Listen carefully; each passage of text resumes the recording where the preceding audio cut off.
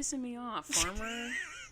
I have a question for you. Oh, shit. Who do you think is the hottest Jonas brother? I don't know all the Jonas Brothers. Yes, there's only 3. Well, there's 4 technically, but there's only 3 in the band. There's Nick. True. There's Joe. True. There's the other one. Kevin. Yeah, that's it. What? That's it's not One Direction. Swear to God, I just threw out a random white dude name. No, yeah, Kevin. Nick, Joe, and Kevin. I don't know which one's which. Okay, I'm going to show you pictures. Joe's the hot one. I don't know. I'm going to show you pictures. Okay. And you have to make a decision. The Jonas Iggy, what do you think? Brothers. The answer is not much, probably. Oh, She's upset about something. Iggy. Okay, here's a picture of them. I'm going to put the picture I'm talking about on the screen. Right. Next to me. Did you take a screen? Oh, you did. I did just take a screenshot of it. Okay, give me that shit. Okay. All right. Zoom in. Yeah. Really get after it. Listen, all right. I am a grandpa, but I know how this works. All right. So the one on the left has the best arms, visible arms. The one on the right has the best hair. We're talking about something serious. Oh my God, my tits are out. Okay, Jesus. not the middle one. Who's the middle one? Kevin. Yeah, not him. Okay.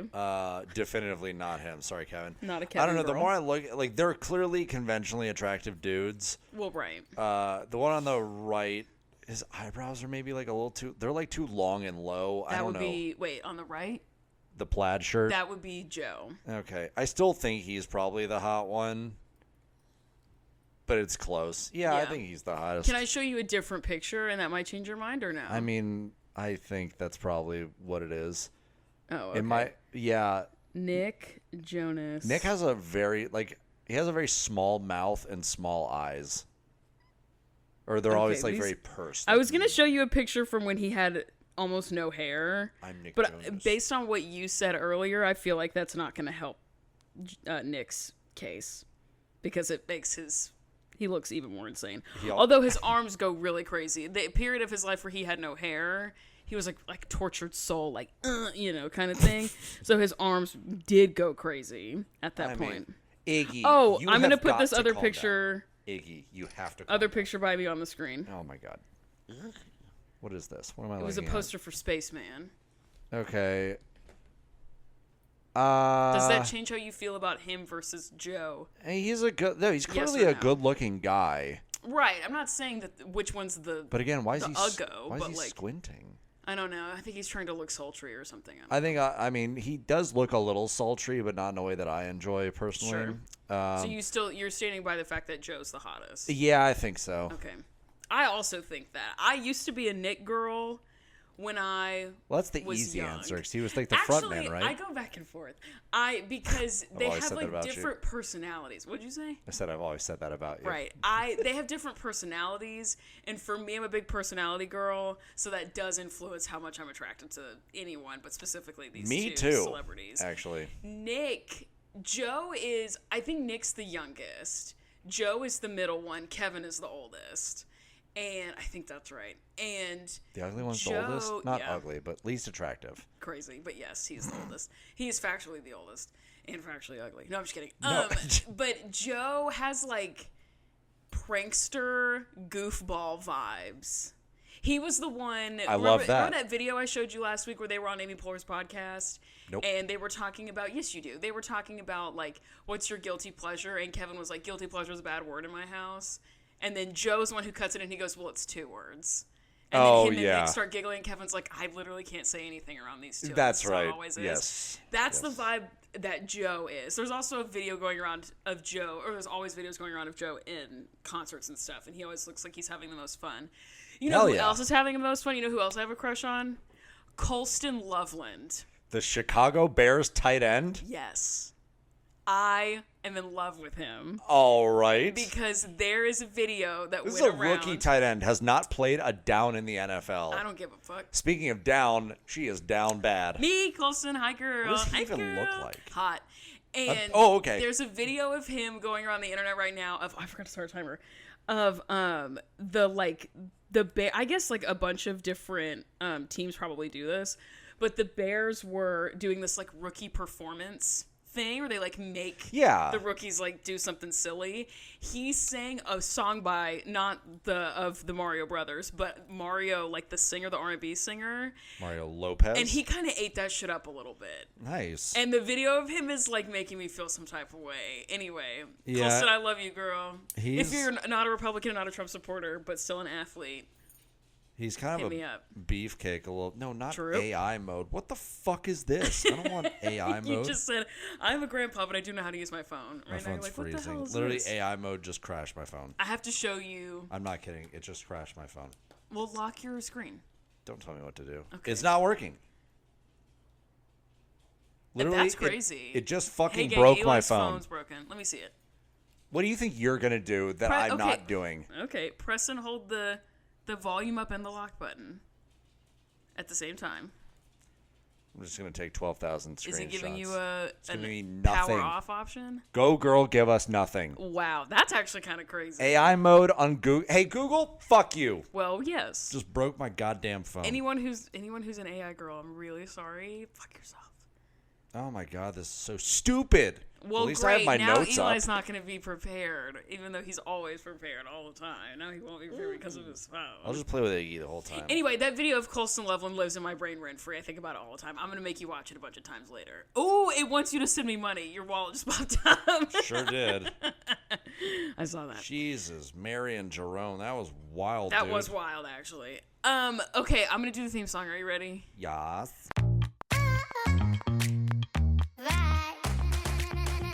Welcome back to Pyramid Guys, Gals, and Non-Binary Pals. My name is Amanda, and I'm your host every single week.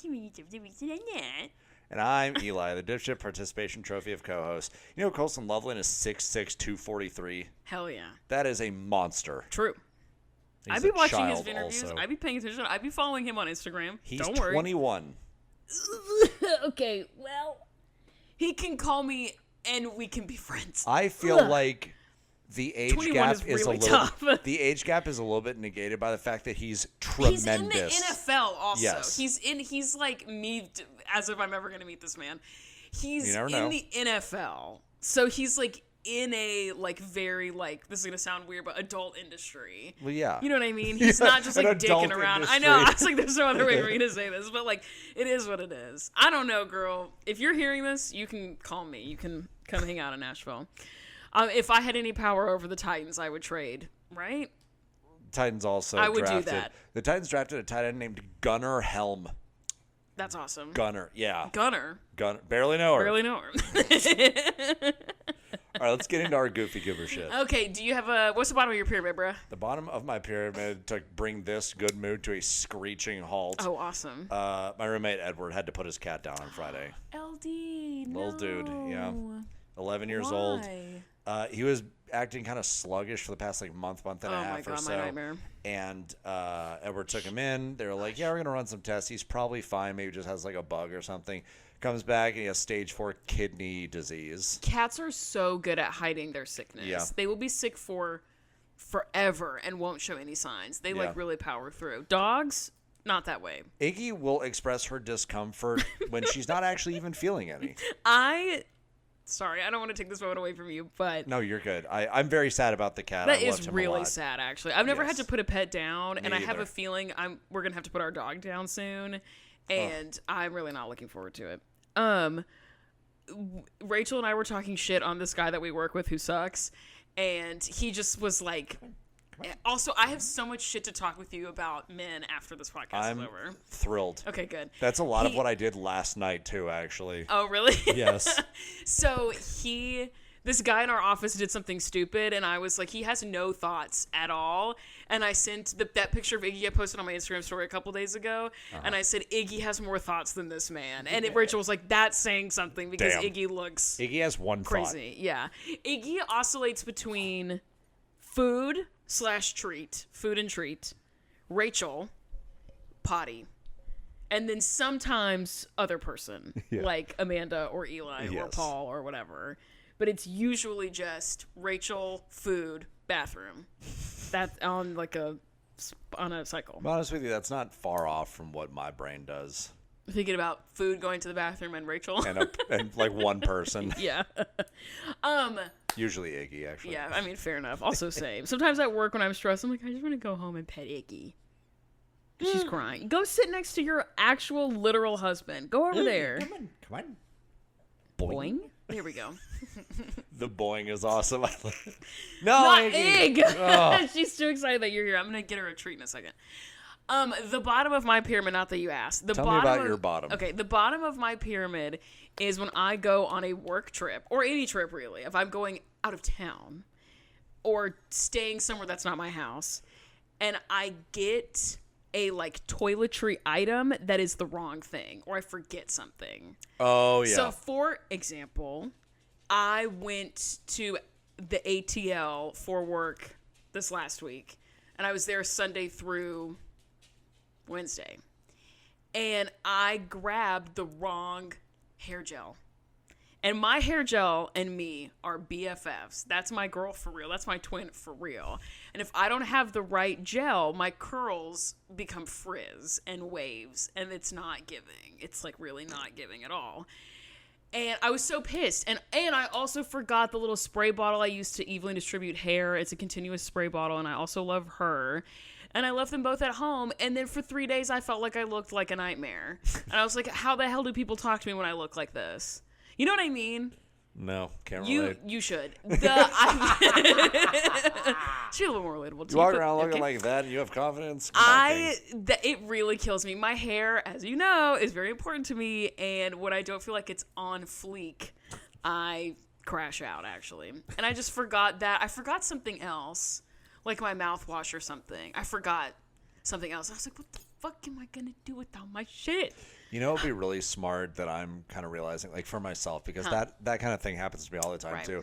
Is just have like a going out of town list. Like I need to. I have it in my phone. I just pulled the wrong thing. Just every single time, this thing has to go. And into I'm my bag. a lot more vigilant about it when I'm flying, because I have to really, really think about it. Whereas I just drove to Atlanta, and I just packed a bunch of shit. Because it's like I'm driving. I'm not worried about going through the airport. Sure. If I'm worried about going through the airport, I'm going to be paying attention. So, excuse me. Anyway, that's why my pyramid. What's the middle of your pyramid? The middle of my pyramid is just eating healthy. Like Speak on it. Like I feel good, and like I have fuel for the things that I'm doing throughout the day. I sleep well, but also like sometimes I just want to eat like an entire. You got a cheat day? Pizza. You got to schedule a cheat day? Sometimes I do, not for the next 2 weeks. Like I'm going to my draft.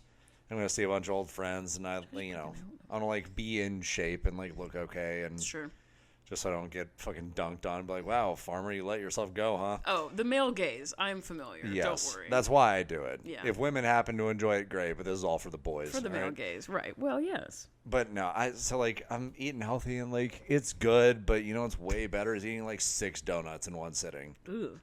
And donuts aren't really my thing. What's your vice? What's your food besides cheesecake? I know you're a slut for some cheesecake. I am. I know this about you. I like things that are cheesy and saucy. I mean, hey, those are our nicknames actually. Cheesy and saucy. Yeah, like chicken parm or a pizza or lasagna. Oh, you're leaning towards like rich food. Yes, as the like vice. fucking heavy, dense, fatty entrees is my thing. Interesting. I like baked goods, but they don't make me like feel as great, so I don't eat them as often. If I were to like splurge, if I were to eat 6 donuts in one sitting, I would not feel good afterwards. Yeah, that's fair. If I eat like 2 chicken parms in one sitting, oh yeah, I'll fight You're God. Mrs. Stouffer's girly. Yeah. Who makes the lasagnas that are so fucking good. I mean, I don't eat those, but okay, then never mind. not because I'm too good for them, but just because like I don't fuck with them that often. That's fair.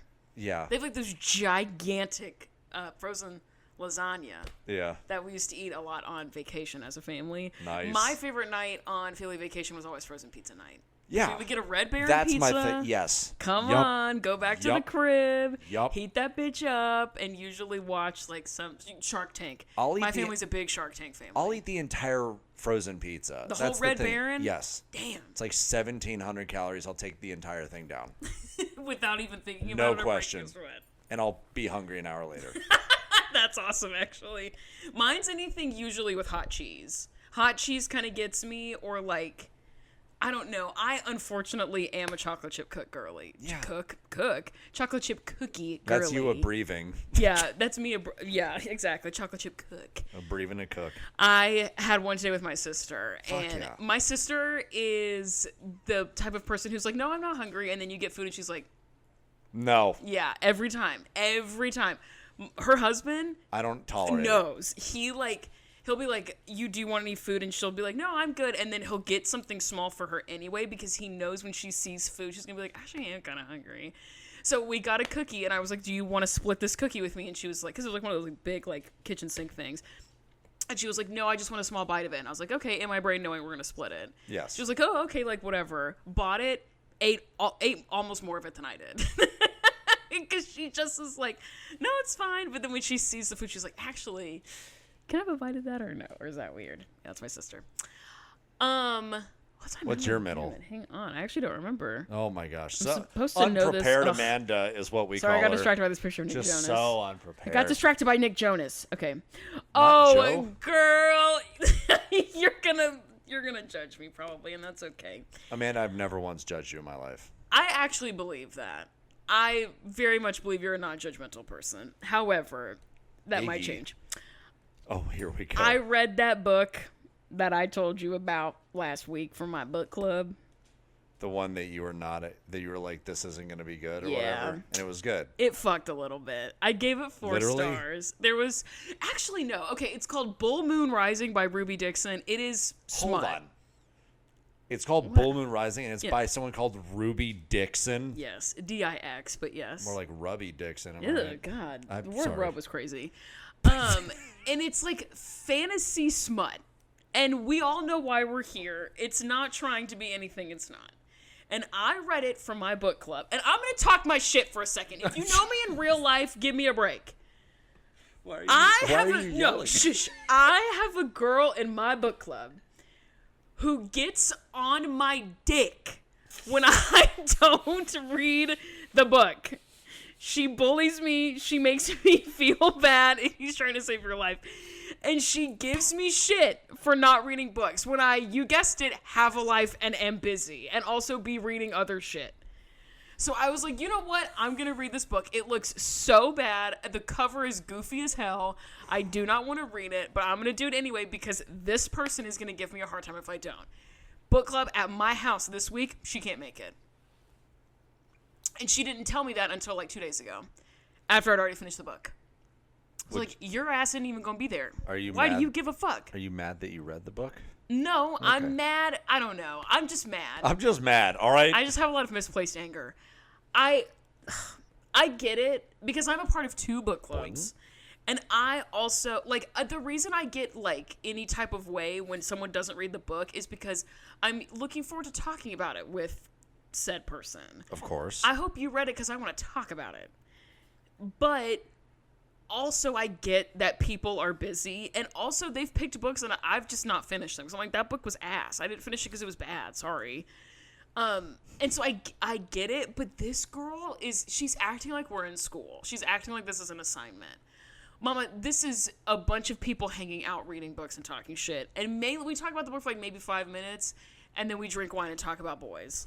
Hell yeah. So it's like, and by talking about boys, I mean they ask me what's going on in my life because literally every single other person in that group is a lesbian.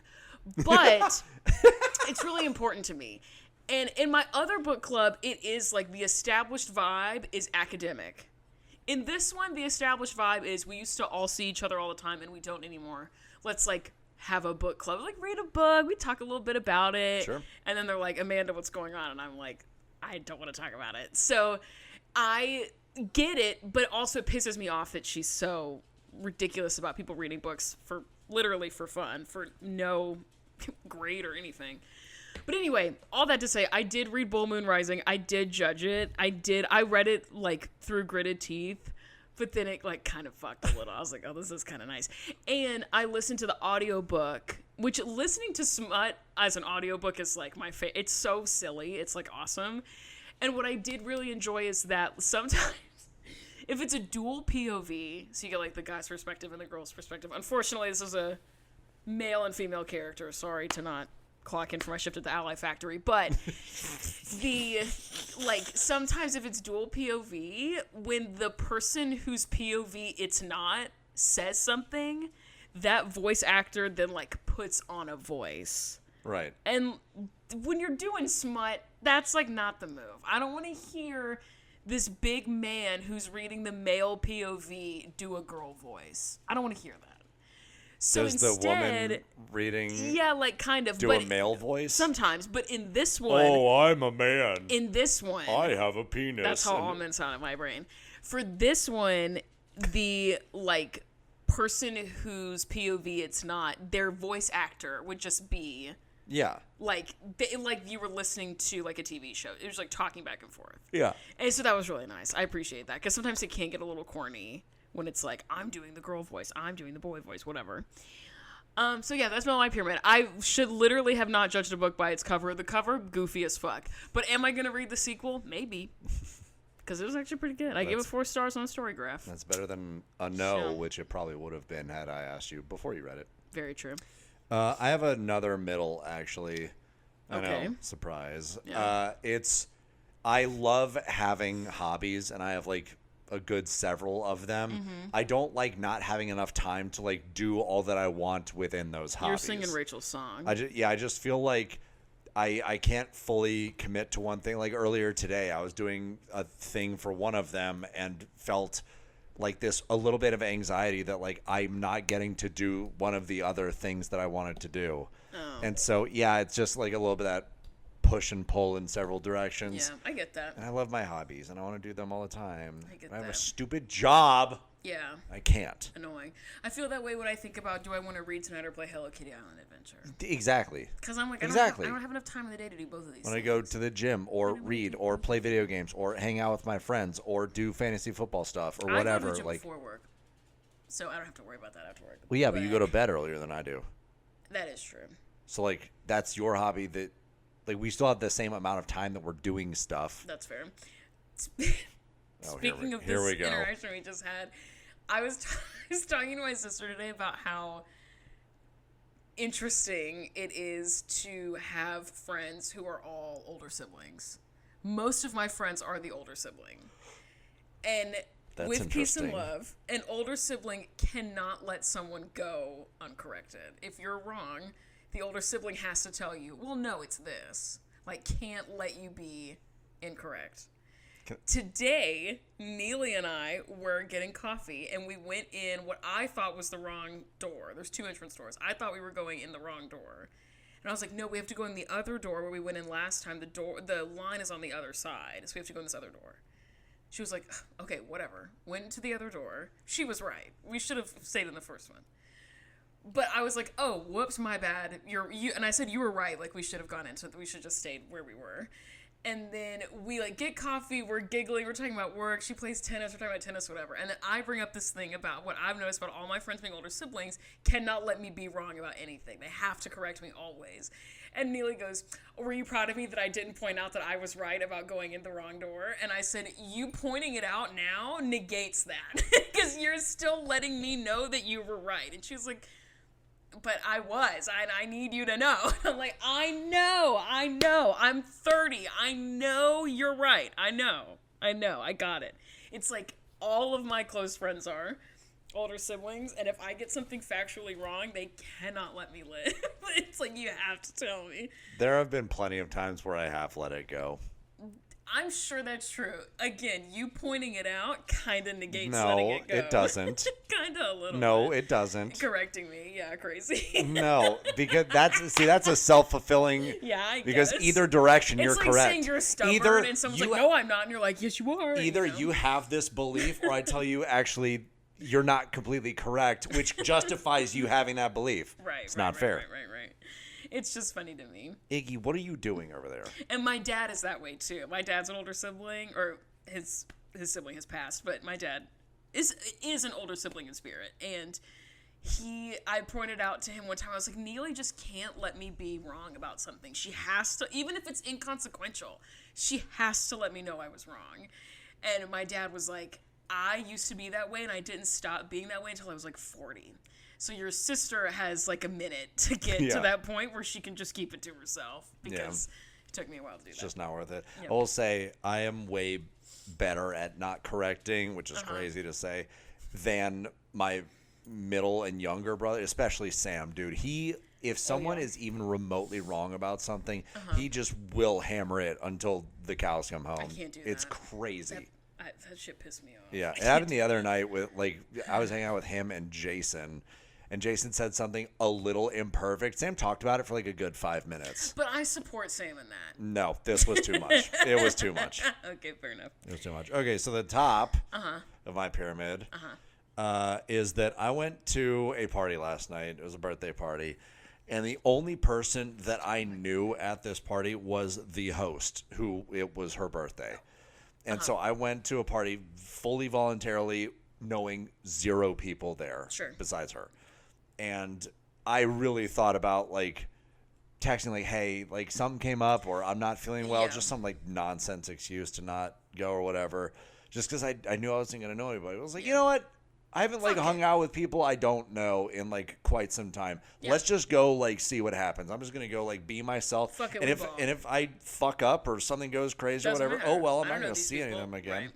But it was awesome. Like, everyone there was, like, really great. And, like, we played, like, some Mario Party and Mario Kart. And I just, like, kind of bopped around and talked to a bunch of people. And it was awesome. It's also good, like, when you meet your friends' people and you get along, it's like, oh, I've made a good choice by this friend. Well, the funny thing is, the friend and I aren't even close.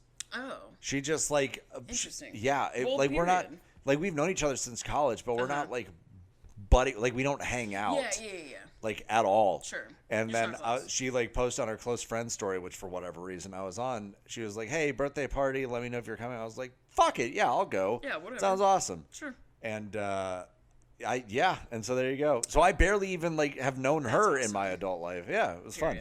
I had to take somebody off my close friends this week because they were acting a fool. We're going to have to talk about it off camera. I'm excited. Ooh, you can guess who it is. You can already guess who it is. I'm sure I can. And I deserve the Presidential Medal of Freedom. I've always said that. For withholding the smackdown from this specific person this week. The top of my pyramid is, like, a lot of media that I've consumed recently. Specifically, don't look at me, viewer. I already know. We're going to talk about it later. Chance the Rapper's new album. We will talk about this later. Didn't we already talk about it? It didn't come out last week. It came out 2 days ago. You talked about it last week that it was going to come out. And, well, yeah. And then it hadn't, so now it did, and now we're going to talk about it. Is that okay with you or no, Mr. Prepared? What if I was just like, no? I would be like, fuck you, and I would do it anyway. I'd call the cops. This is my house. I also... actually, Mr. Police Officer, Eli wouldn't let me talk about Chance the Rapper. Arrest him immediately. Yeah, you would be fine because you're a white man. I saw the movie Sinners recently. If you're a scary movie person, both of these movies are for you. Sinners has Michael B. Jordan in it twice. He plays twins, two Michael B. Jordans. Oh my God, what a time to be alive. And it's like Southern Gothic, so there's like religious undertones, there's vampires, it's like an almost all black main cast and then like white secondary tertiary characters. It is so good. I have now watched it twice, and like both times, like obviously the first time I watched it I saw something new. The second time I watched it I was like, oh my God, I didn't even pick up on this thing, and I am sure that the next times I watch it, I'm going to think the same thing. So good. Michael B. Jordan's Southern accent, B- at best. But Southern accent's kind of hard to do for people who aren't from the South. But anyway, it's great. It's so well done. The music's really good. The plot's great. Love. Even the scary parts are, like, digestible. And then I saw the movie Weapons in theaters with, you guessed it, Austin, a couple days ago for his birthday. That movie is crazy. If you're a Jordan Peele fan, he didn't do this movie, but go see it. If you're like a Nope, Get Out, Us person, go see Weapons. It's very that speed and that style. It's amazing. I heard that he fired his. Yeah, I told you that. Yeah. He allegedly. That's like not been like super confirmed. Well, but my roommate Edward also told me that. Allegedly, Monkey Paw lost the bidding war to it, and so he fired a bunch of his business people because he was like, we should have. And I get it. Like, it's a very Jordan Peele. Oh, you didn't even clap. Yes, I did. Oh, it's a very Jordan Peele-esque script. Very good. There were times I could not watch the show or watch the screen. My, like, scary movie thing that will fuck me up faster than anything else that I actually don't fuck with even one bit is door frames. I don't fuck with, like, hard lines of, like, the door opens into the darkness and something comes out. No. I hate that shit for real. I hate that shit in my house. Like, I can't do it. I can't do it. And I told that to Austin. Hey, the whole movie, all about doors. Literally the whole 2-ish hours was just a bunch of people coming out of houses and coming out of doors. Terrifying. And I was like, God, I'm literally sitting in my seat sweating. I was so scared. It was awesome. It was awesome. I want to go see it now. It was so... I would go see it with you again. I felt like I was outside of my body. It was awesome. So go see Weapons. Go watch Sinners is on HBO Max. If you're a person who, like me, is like a big fan of like seeing religious tropes in media, you should watch Sinners because it's very focused on good and evil and the devil, and there's like God themes and that kind of stuff, and there's vampires, and Michael B. Jordan's there and he's hot, and Haley Steinfeld's there and she's also hot. Everybody's hot. Me and Austin were joking that Sinners is just 2.5 hours of the hottest people you've ever seen in your life, because it's true. Every person who speaks, hot as fuck. So, but then they defeat vampires. It's great. And then Chance the Rapper Starline, we're gonna get there. Okay, that's all I've got. You got anything else? No. You tired yet? No. Yes. I'm tired as soon as I walk in this You know fucking what I do want house. is a margarita. Oh, I thought you were gonna say a 0 sugar strawberries and cream Dr. Pepper, Ducky PP, which I did. Which I did buy a fresh pack of earlier today because I realized I mean, if you're offering. Do you want one or no? I mean, a little bit. Okay, I'll get you one at the commercial break. You ready to talk about the content of this episode? You bet your bottom dollar I am. Okay, slay. This week, if my tits are out, you have to tell me. I'm just going to button up this other button. I'm like, hang on. Say something funny. Talk about your abs or something. I don't have abs. Well, the abs you were working out today or something. Oh, yeah. Fucking ab rollers are my nemesis. That's my number one op right now. Okay, enough. I buttoned my shirt. Time's up, Eli. Shut the fuck up. Shut up. Oh my God. Speaking of things that made me giggle, we have a couple. Speaking of tits? No, speaking of things that made me giggle, we have a couple of emails. There, we got like I think one of my favorite lines ever in an email.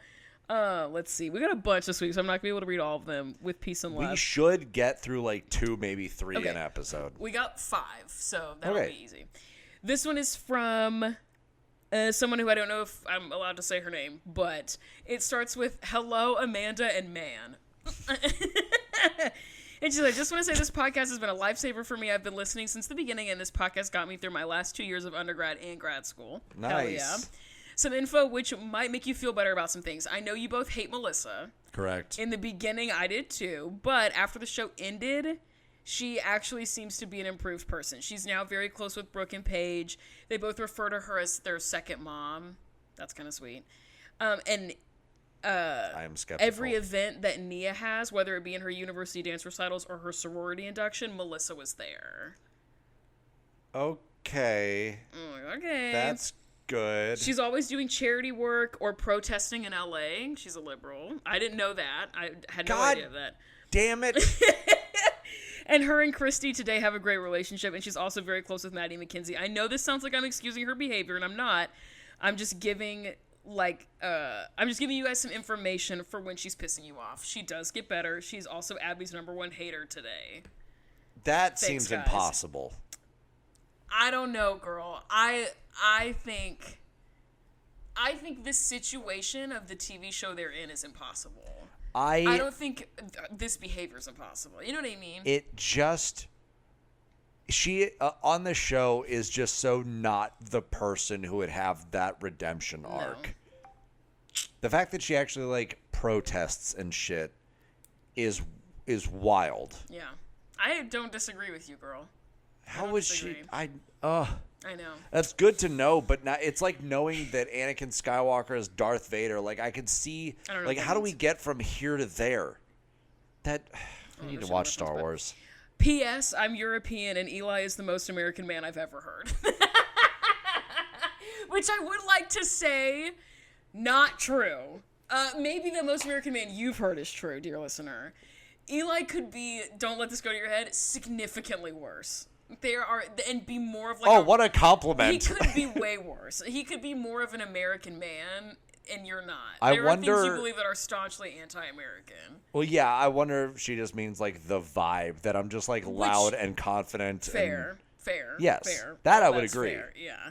On some real shit, you're not very American. No, this country fucking blows in a lot of ways. But saying that something fucking blows is a very American thing to say. Exactly. So it's like, the delivery is very American. The content isn't necessarily. But Eli is the most American man I've ever heard really made me laugh. The fact that I say fucking hilarious. The frequency with which I say the word dude Dude. You say it to me all the time, dude. Dude. In the way that I'm like, girl. I'm like, Dude. Okay, we have another email from another person who wishes to remain anonymous. Not QAnon, but anonymous. She says, hello again. This podcast is the only way I can interact with dance moms now, aside from a select few YouTube channels, because Abby makes me an unhealthy amount. What? It makes me an unhealthy amount of mad. Sorry. Abusing children is bad enough, but she has to have an annoying voice too. Get the fuck out of my face. I had a color guard coach that was the same way for me. She was nowhere nearly as bad as Abby, but she was fired for abuse and also had an annoying voice, which obviously made me mad. Anyways, I do have some more information that I feel like I need to say. Firstly, you guys mentioned Kalani's political affiliation a few episodes ago. I do regret to inform you she is, in fact, a Trump supporter. She and Kendall have also had mean girl allegations thrown their way from some of the other cast members. Not surprised. Yeah. Secondly, I would like, because mean girls are usually Trumpers. Secondly, I would like to add from Pamela's email from this week's episode about JoJo and Jess's abuse allegations. Remember they had that girl group? Yes. There was a girl in and that I hadn't group. heard the term girl group. I'm practicing patience, and I'm not going to get upset. Is my window cracked? Where do you think you're? No, that's water running down it. It rained earlier. No, on the side. I see where you're looking. I think it's cracked. I believe that's water. Mm-hmm. Anyway, yes, they have that girl group named XOMG Pop. That's like the girl group name. There was a girl on that team. I knew about this, so I didn't want to bring it up, but it is worth bringing up. There was a girl on that team. There was a girl in that group named Layla who had spina bifida. Okay. And Layla and her mom have both alleged that Jess and JoJo forced her to dance when she had gotten out of a serious surgery, and also of another incident where she was bleeding out of her belly button and needed urgent medical attention, but again was forced to keep rehearsing. That came out like last year, 2 years ago. I remember that. Lastly, there's been a lot of talk about Abby wanting to take people off the team and put more people on the team and all of her bullshit. The producers decide who's on the team based on who makes the best TV, which explains why JoJo and Jess are as annoying as possible the first few weeks they're there. Abby does not want JoJo to be on the team, but the producers forced her to keep her. She was allegedly the same way with Chloe. Abby admitted on the Rosie O'Donnell show back in 2012. What do you mean with Chloe? Well, because she didn't want her there, but the producers were like, no, she has to stay. She's good TV. She's also a good dancer. Right. Abby's just jealous. On the Rosie O'Donnell show? I know, girl, get a fucking grip. Back in 2012, that she purposely treated Chloe as horrifically as possible because she wouldn't be able to leave. She fucked with her on purpose because she knew she couldn't leave. That's insane. Yeah, she tried to kick Christy out of the studio, presumably before season 3, but the producers told her she couldn't because they still had to do the show. I sadly still don't have a Pyramid of Life of my song this week, and actually the song that's been more of the past 6 months is Purple Lace Bra by Tate McRae. Bitch, I'm going to that concert when it comes through Nashville with, you guessed it, Austin. I'm so excited. I'm excited to freak my shit to Purple Lace Bra. By more like Tit McRae. Okay, great. It's such a sad and beautiful song, and I love the lyrics. I specifically love, did my purple lace bra get your attention? What's the line? She's going to be yelling at me through the screen. There's a line that's like... Who Tate McRae is? No, it's like... I'm going to have to look it up or I'm going to butcher it. It has a double meaning to it. This is a way too long email, so I have to stop here. Good night, or goodbye and good night, Alyssa. Let's see. This is the last email I'll read. From... Oh my god. Colin just sent me 4 reels in the last 10 minutes. Hey, Colin. Brother, you've got to chill. Hey, Colin. Hey Amanda and my beautiful best. Hey Amanda, my beautiful bestie. Oh, I thought I was about to get a compliment. No. Oh, you really led me on there. No. And the guy who I hope never reaches the outlet when he's trying to charge his phone while laying down. God. Okay. I guess you can get a hello. Well, also I can't reach it anyway. My bed's kind of tall. It's too far away from the outlet. Which your gigantic arms can't reach or some shit. I thought you were gonna be like, well, actually. Why would I want? I don't want to have long monkey arms. I don't know.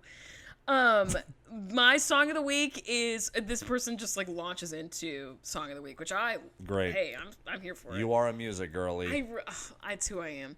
My song of the week is "A Million Dreams" from The Greatest Showman, one of my favorite musicals, and I keep hearing that it's going to be on Broadway. So, in the words of Amanda, if that's great if it does, and I'm going to cream my jeans. I'm not joking, bitch. When I said that while I was editing, I rewatched that clip several times to listen to you laugh so hard. You thought that was the funniest thing you had ever heard in your life. That was very funny. Hilarious. Well, with the Tracy and Ashley thing, with Kira, they're beefing about dance, obviously. It's like that's the whole root. That's the root of the whole issue. The team that Tracy and Ashley and Kira came from in Arizona was very competitive, and everyone there was super sneaky, did anything to get their kid on top. This is not the end of this whole beef. I'm not going to spoil anything, but it does get better. The Moulin Rouge number better or worse? Well, yeah. The Moulin Rouge number was set up to fail. Abby hates those girls besides Kinsey and McKendall. What the fuck am I saying? Mackenzie and Kendall, who she barely tolerates. The whole Abby replacing Kalani thing did come from left field. I wonder if that was a producer thing. They never wanted Kira and Kalani on the show to begin with, which... That's so wild to me. I know. They're both so good for the show. I don't get it. Kalani's a great dancer, and Kira is interesting. Also, I did want to run you the fun fact that on August 12th, the beautiful Dr. Holly and her fine husband, Evan, celebrated 30 years of marriage. Damn. If you look at her Instagram at Dr. Holly, you can see how she hasn't aged since. I'm sure she hasn't. She hasn't. She's a Disney influencer. Oh, there's another reel. Colin. Dude. Girl, put the phone down. Seriously. Colin, what are we doing, girl? Put the phone down. Okay, now are you ready to talk about the content of this episode? You bet your bottom dollar. Okay, Slay. Work. This week, we're talking about some fuckery. What have we been doing this whole time? Some buffoonery. Also, we should talk about the fact that you don't watch episodes anymore. We should probably talk about that. Yeah. Eli doesn't watch episodes anymore for a couple of reasons. One, Eli is busier than I am, to be totally honest. And B, because a lot of people were giving us feedback that we should watch the episodes and react in real time, which we can't do. Those episodes would be like 4 hours long. Like, there's no way, there's no shot we could do that. But, yeah, we turned like a 3.5-minute music video into like almost half an hour of content. Oh, yeah. Like, there's no way we could do that for a 45, 50-minute episode. No way. But if I watch them and I take notes and I do more work for this fuck-ass show... then... and I explain it to my boy, then the reaction of him is like if he was watching it live in living color right now. But he's not. You know what I mean? So it's a little bit of both. It's like Eli's too busy for me. And that's also that's not what this is. And also because it provides a little bit more entertainment, as the great RuPaul Charles would say. Entertainment? Yeah, that's what RuPaul says. So, anyway, Eli doesn't watch episodes anymore. Lord. If you have any beef with that and you would like to bully Eli, I would like to encourage that. You can also email your bullying factoids to me. I will surely pass them along. Email? How about Eli mail? You're putting the mail in email for sure. Mail, M-A-L-E. Email. Okay, why do I have these couches, girl? This is like almost getting to be too much. So this week, we're talking about Season 5, Episode 10. Can't believe those words just came out of my mouth. That's crazy. That's called, what is it, House Divided? I don't know. The Great Divide. Sorry, The Great Divide. And it's some fuckery, girl, so buckle up. Okay, previously we get, the moms are yelling at Abby, Nia is, like, making music and is, like, gonna be a superstar, whatever the fuck. Right. The Maddie B music video drama of, like, who's gonna stay because they made a commitment, who's gonna leave because Abby told them to. Like, that's, right. Like, that's the divide, spoiler alert. And we're going back to the good old PA this week. Which I'm excited about, personally. It's a return to form. Yeah. We're going to talk about Return to Form a little bit later. We talk about Chance the Rapper. But it is a return to form to go back to PA and to go back into that Lido deck and that fuck-ass mirror room. Ass mirror. I have a question for you. And I have an about answer for ass you. in general. About those, like, things that you say all the time. Yeah. Is it, like, the next word attached to the word ass or general? Or is it, like, the next phrase? Well, those are two separate things. You know what I mean? Yes. General or... Like, fuck-ass mirror room. You wouldn't say ass mirror room. You would say, you just said ass mirror. So, yeah, it's just the hyphen moves. Because it tends to be, like, fuck-ass mirror. Like, the hyphen is between fuck and ass. And then I just move it between ass and mirror. It just moves over one word. I've always thought fuck-ass was one word. Not in my brain. Oh. Okay. What about general?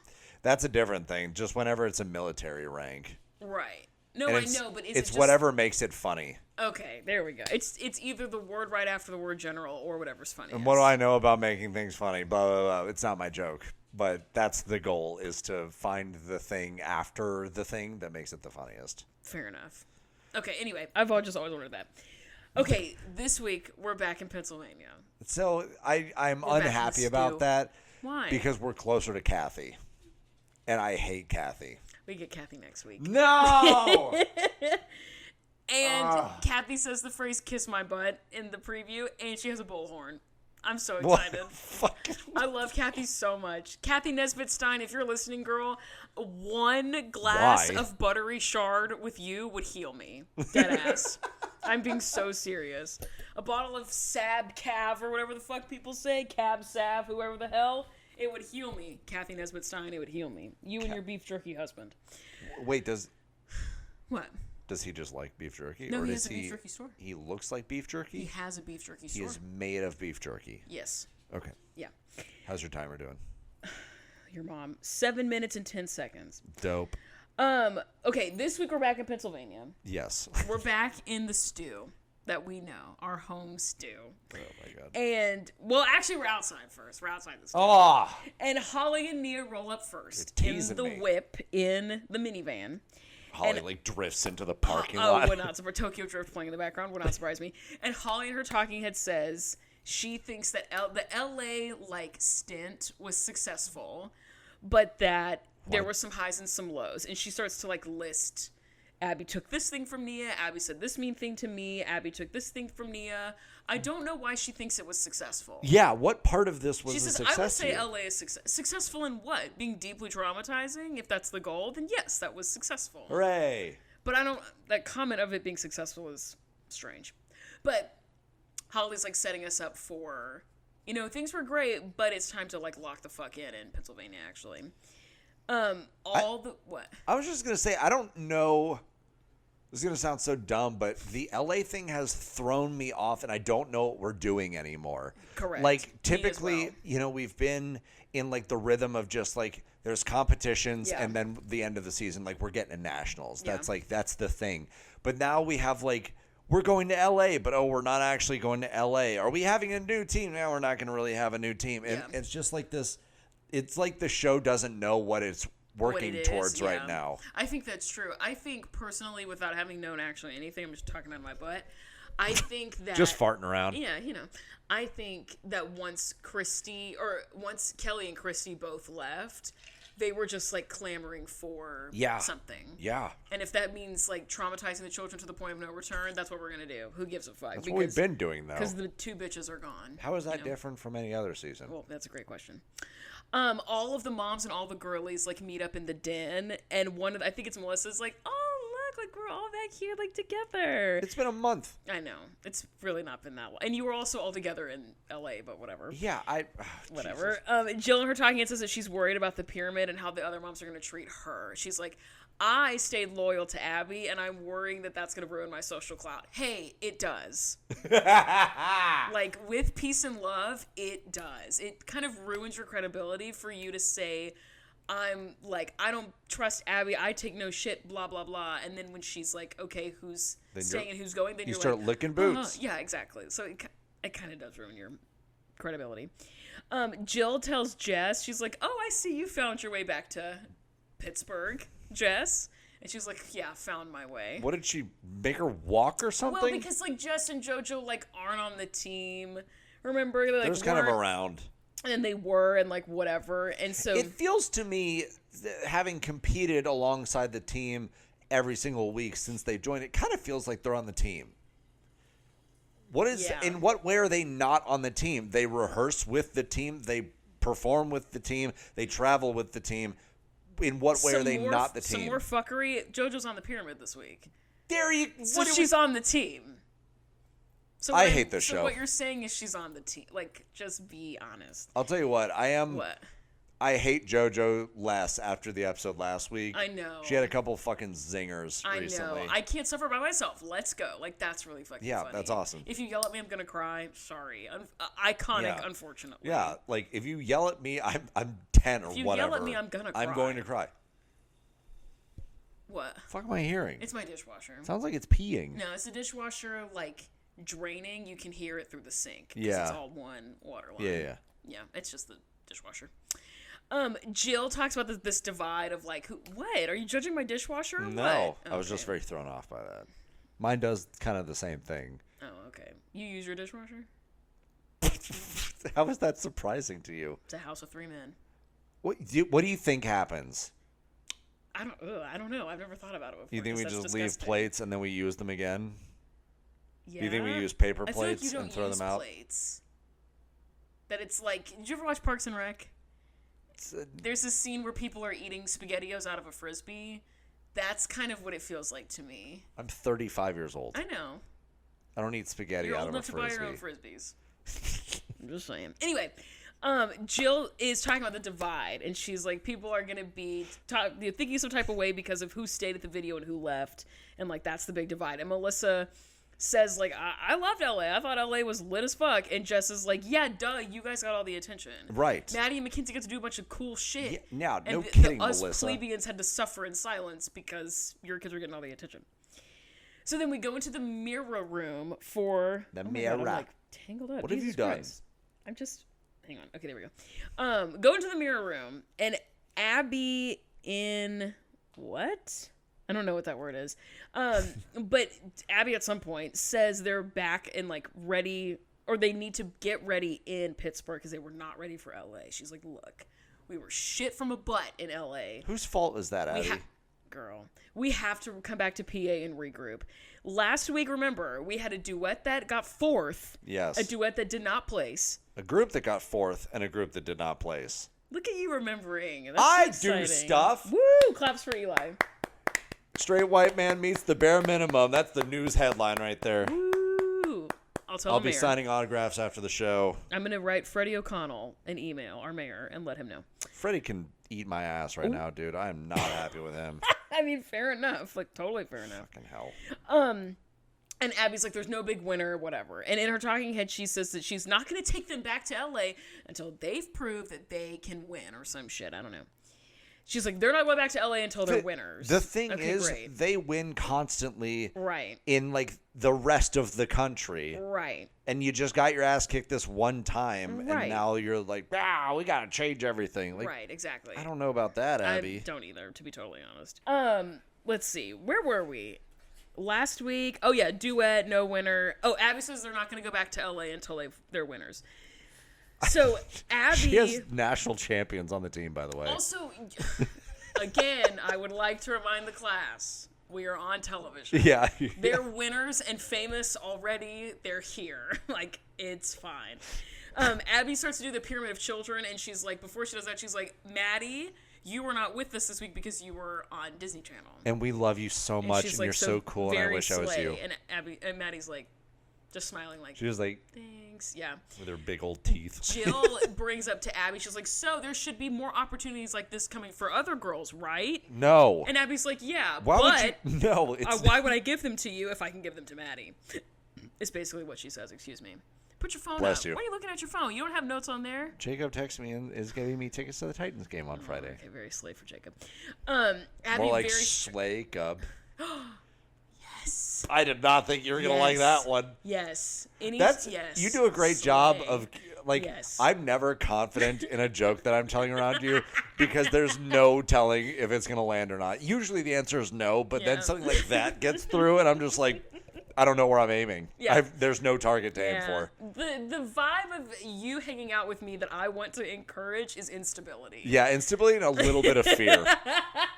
But mostly confusion. The fact that the misogynist's joke hits so hard is crazy. I'm not to this isn't just gas. I legitimately think about that joke at least once a week. It really, the misogynist rocked my shit in a way that I can't describe. That was a peak. That was one of my peaks in life, I think. I don't know what to tell you. Was making you laugh. You had to take a breath before you started laughing. You're like, oh, that just hit like crazy. It was awesome. Yeah. That's from a very early episode. Go find it. It's out there. Okay. Abby weirdly agrees with Jill. And then Jill in her talking it says, I'm not trying to take away anything from Maddie and Mackenzie. I'm glad that they're having their opportunities. Yes. But I'm just saying, she says, pull quote, "It's time for my little girl to be in the limelight." Okay, Joan Ramsey, chill out, Jesus Christ. Ooh, yikes. Her name was Joan, right? John Benet Ramsey's mom? I don't fucking know. I think it was Joan. Aw, the wiglet. Abby talks about how she needs someone to, swing in for Maddie and Mackenzie when they're off, being famous. She's like, we need a backup. I thought that was Kendall. Thought that was JoJo. Kendall for a season and a half. No. Now she says, I thought it was going to be Brynn, but it's not. Who the fuck? No. She was there for 2 weeks. And then Kira spills the beans about Brynn's personal life in a way that's really not cool. Kira, all right. So, she's like, well, the reason why Brynn couldn't give it all up to move here is because, I don't know if you guys know this, but Brynn's brother has the worst type of diabetes you could possibly have as a child. And the parents are divorced. And so, Brynn just can't, give it all up. Ashley has to stay home and take care of him. And, Kira, shut up. Just why say would you there's fucking some family say that? stuff going on. And one of the moms, I can't remember, I wish I'd written it down, but one of the moms is like, hey, it's okay. I'm not, I think it's Melissa, actually. Melissa's like, fuck. I'm not saying she's a bad mom, right? And Kira goes, no, I'm not saying she's a bad mom. I'm just saying, whatever. Kira, and she says that's just the reason why she can't give it all up. I want you to say that sentence again, slower, and hear it. How insane you sound, shitting on someone who can't give up their life because they're taking care of their children. Yeah. Huh? Yeah. Hey, team. What? Hey, yeah. Hey, gang. Huh? I'm confused. Whatever. That's so wild. She sounds insane. Okay. Also, just say it's a family issue, or there's a family health issue, or say something. Nothing and mind your damn business and stay in There's your lane. also that option, There's too. also that option. Anyway, Pyramid of Children. Oh, God. The middle... no, sorry, not the middle. Fucking the Abby's bottom. just going to throw all the kids on the floor, and Maddie's going to be up there by herself with a smiley face sticker on. Well, Maddie is at the bottom. What? She's the first child at the bottom. What? Oh. But Abby says it's because she wasn't in the group. She didn't have a solo down in the group. Nothing. Yeah, but when has that precluded Maddie from being in at least the middle of the pyramid? That happened a couple weeks ago. When I tell you, Maddie wasn't performing and she was still in the middle.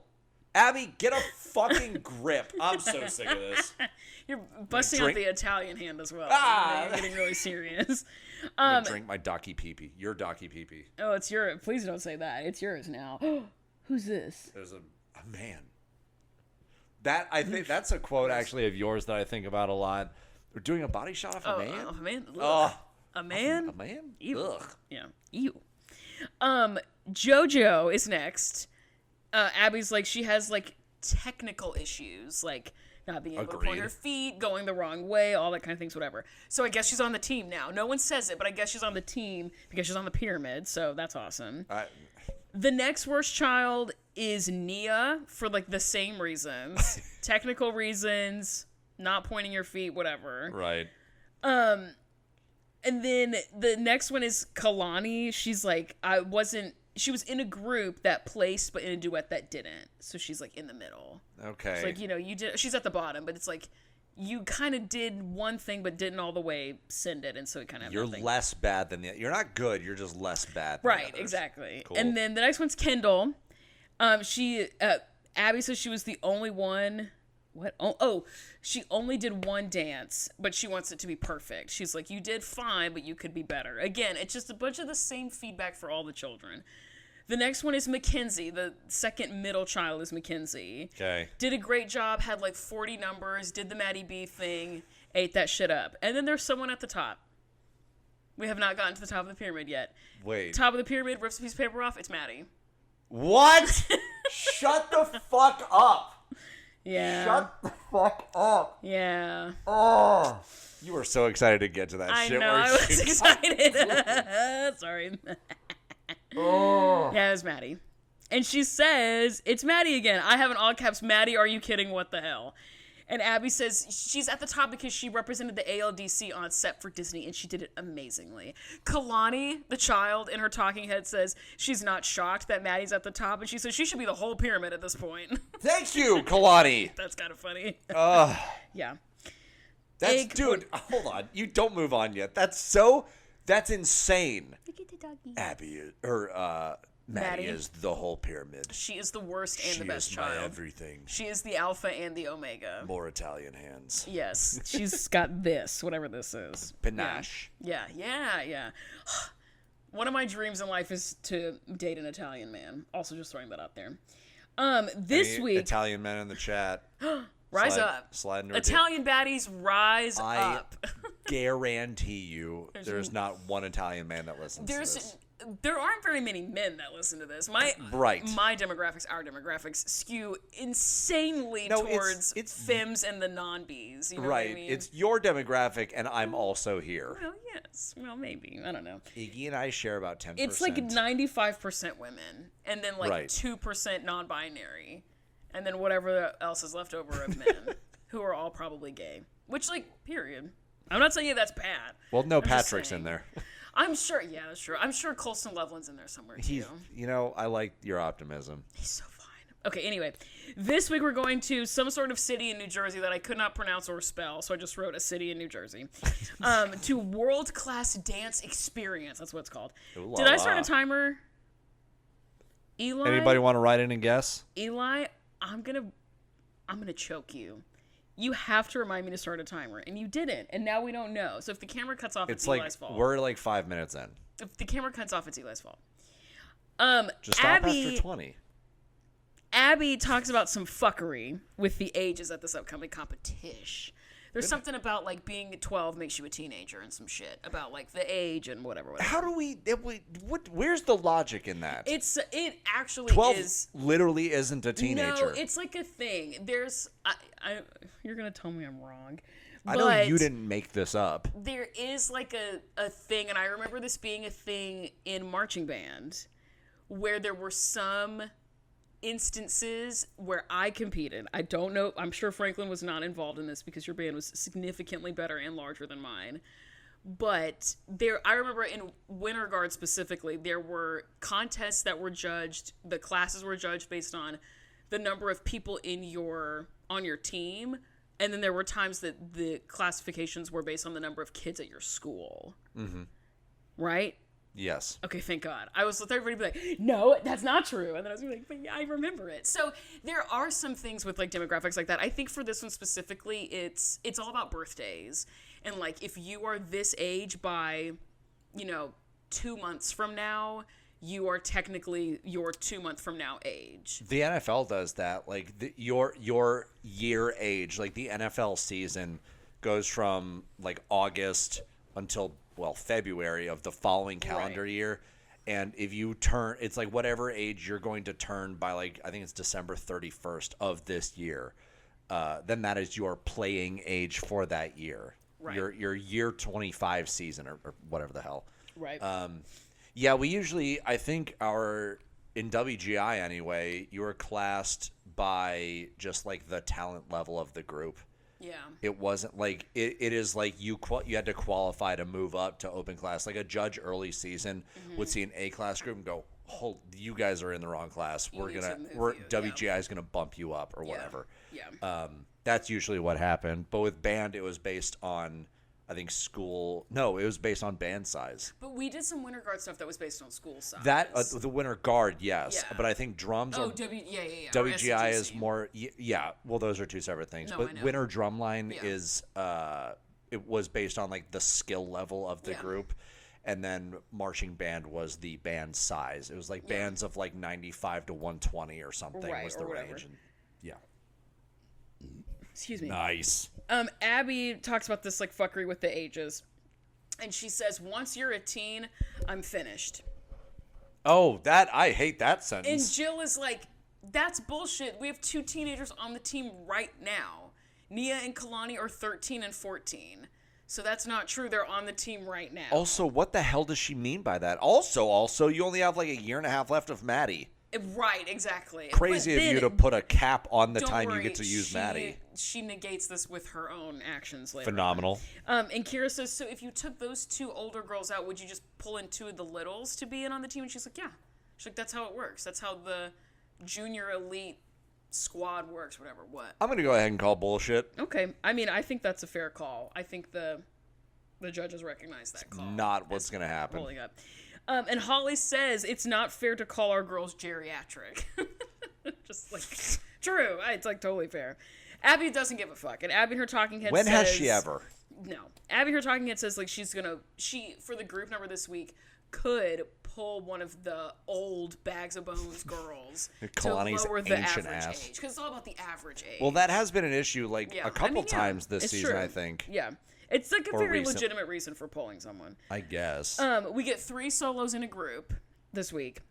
Interesting. Kalani gets a solo. Sure. That's called Pretty Little Liar, like based off of the show. She looks like one of the actors on that show, kind of. Oh, yeah? Like when they were younger. I forget who, but... And one of the girls goes, oh, I love that show. That was really sweet. And Jill is like, I don't understand why Kalani keeps... She says in her talking head, I don't understand why Kalani keeps getting solos and she's not winning. That is so frustrating to me. Kendall also gets a solo. And Jill in the talking head says, Kendall got the solo because I've been really quiet and I'm kissing Abby's butt. So Jill already pissing me off. Kendall's getting a solo that's allegedly a blues number. Not to be an asshole, it's not blues, it's jazz, but like, whatever.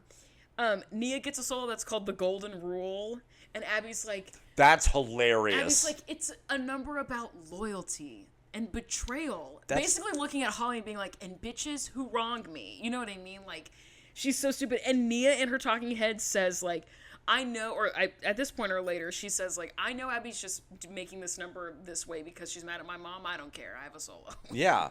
That is the correct attitude, Nia. And also, in the golden rule to treat others how you want to be treated. Something that Abby doesn't know dick about. Abby could not be less familiar with that concept. She could not be less versed in that if she tried. Oh, my fucking God. The group routine is called Dominoes because Abby says that the moms are behaving based on groupthink. So there's like, once one of you starts some shit, then all of you have shit. They could be called the Mama Knows. No. See? No, that's bullshit because misogynist is like the exact same thing. Bullshit. Awesome. Mama Knows is the exact same type of thing. I know that several of our viewers exhaled slightly through their nose. That's okay. And for through them, their mama nose. For them, I would like to recommend a site called BetterHelp.com. Through their mama nose. I would like to recommend to see if there's a therapist in their area. Did you hear what I said? I did. I did not think it was funny. I don't know, dude. I don't know how to... it's like, what's that quip about porn? I don't know what it is, but I know what it's not. You know it when you see it. Yeah, I feel that way about comedy. I can't tell you what I think is funny, but I just laugh at the things I think are funny. There's no definition for comedy. Yeah, but I know it when I see it. But I know it when I see it. Right, exactly. So Mama Knows. Not funny. Not funny. The misogynist is like... I don't have enough time to get into it. That is, I think, dead ass the funniest thing you've ever said to me. In our big 7 years of friendship, I think that's the funniest thing you've ever said to me. There are people watching this going, oh, that's sad. Well, and I'm here to tell you my back is killing me from carrying the weight of the comedic responsibility in this dynamic. So, anyway, group routine is called Dominoes. It's so intense for no reason. Abby is the only person who's like, it's about betrayal and about being whatever and like falling like dominoes and like no one else feels the same way she does. Like, she's just talking out of her butt. Everybody's like, okay, whatever. We get to a commercial. And then when we come back... See, like, we've been recording for so fucking long and we're just now to our first commercial. Yeah. That's crazy. That's very true. And then we're going to get 9 more after this. That's true. The ones at the end are like... rapid fire. Well, in this episode specifically, I was like, what the hell is, there's like a commercial every 2 minutes. It's so weird. The moms are up in the Lido deck. Hell Thank yeah. fuck. And they're talking about like the group number, the domino number is happening. Melissa is like, how do we think that Pyramid went? And Holly says that she doesn't think it's fair that JoJo and Kalani and like Kira and Jess are like allowed to be here. I'm gonna take these bracelets off because I bet that's really annoying. Kalani's on the team though. I know. I don't know why. Why the hate for Kalani? I don't I'm get it. not gonna lie, Holly pisses me off this episode. Holly's been doing She's a kind lot of on some shit. Yeah, she's been on some shit this entire fucking season. Yeah, it's really unfortunate actually. And they're talking about who stayed to do the Maddie B video and who didn't and like what that means and whatever. And Jill really like flag in the sand at this point says, I think we all should have stuck with what the dance teacher wanted to do. Hey, Jill, shut up. No. And Holly and Jill get into a fight that is so frustrating to watch because they are just like arguing the complete exact opposite points. And neither one of them is going to convince the other. So Holly in her talking head says like, well, there is a domino effect in the moms because Abby sets us up to knock us over, but That's whatever. fun. And she says there's just some leaders that you shouldn't follow. And like Abby's obviously one of them. Hey, Holly, I'm going to go ahead and warn you about what's going to happen in the United States of America Holly's like probably 10, already 12 aware. years from Yeah. now. So.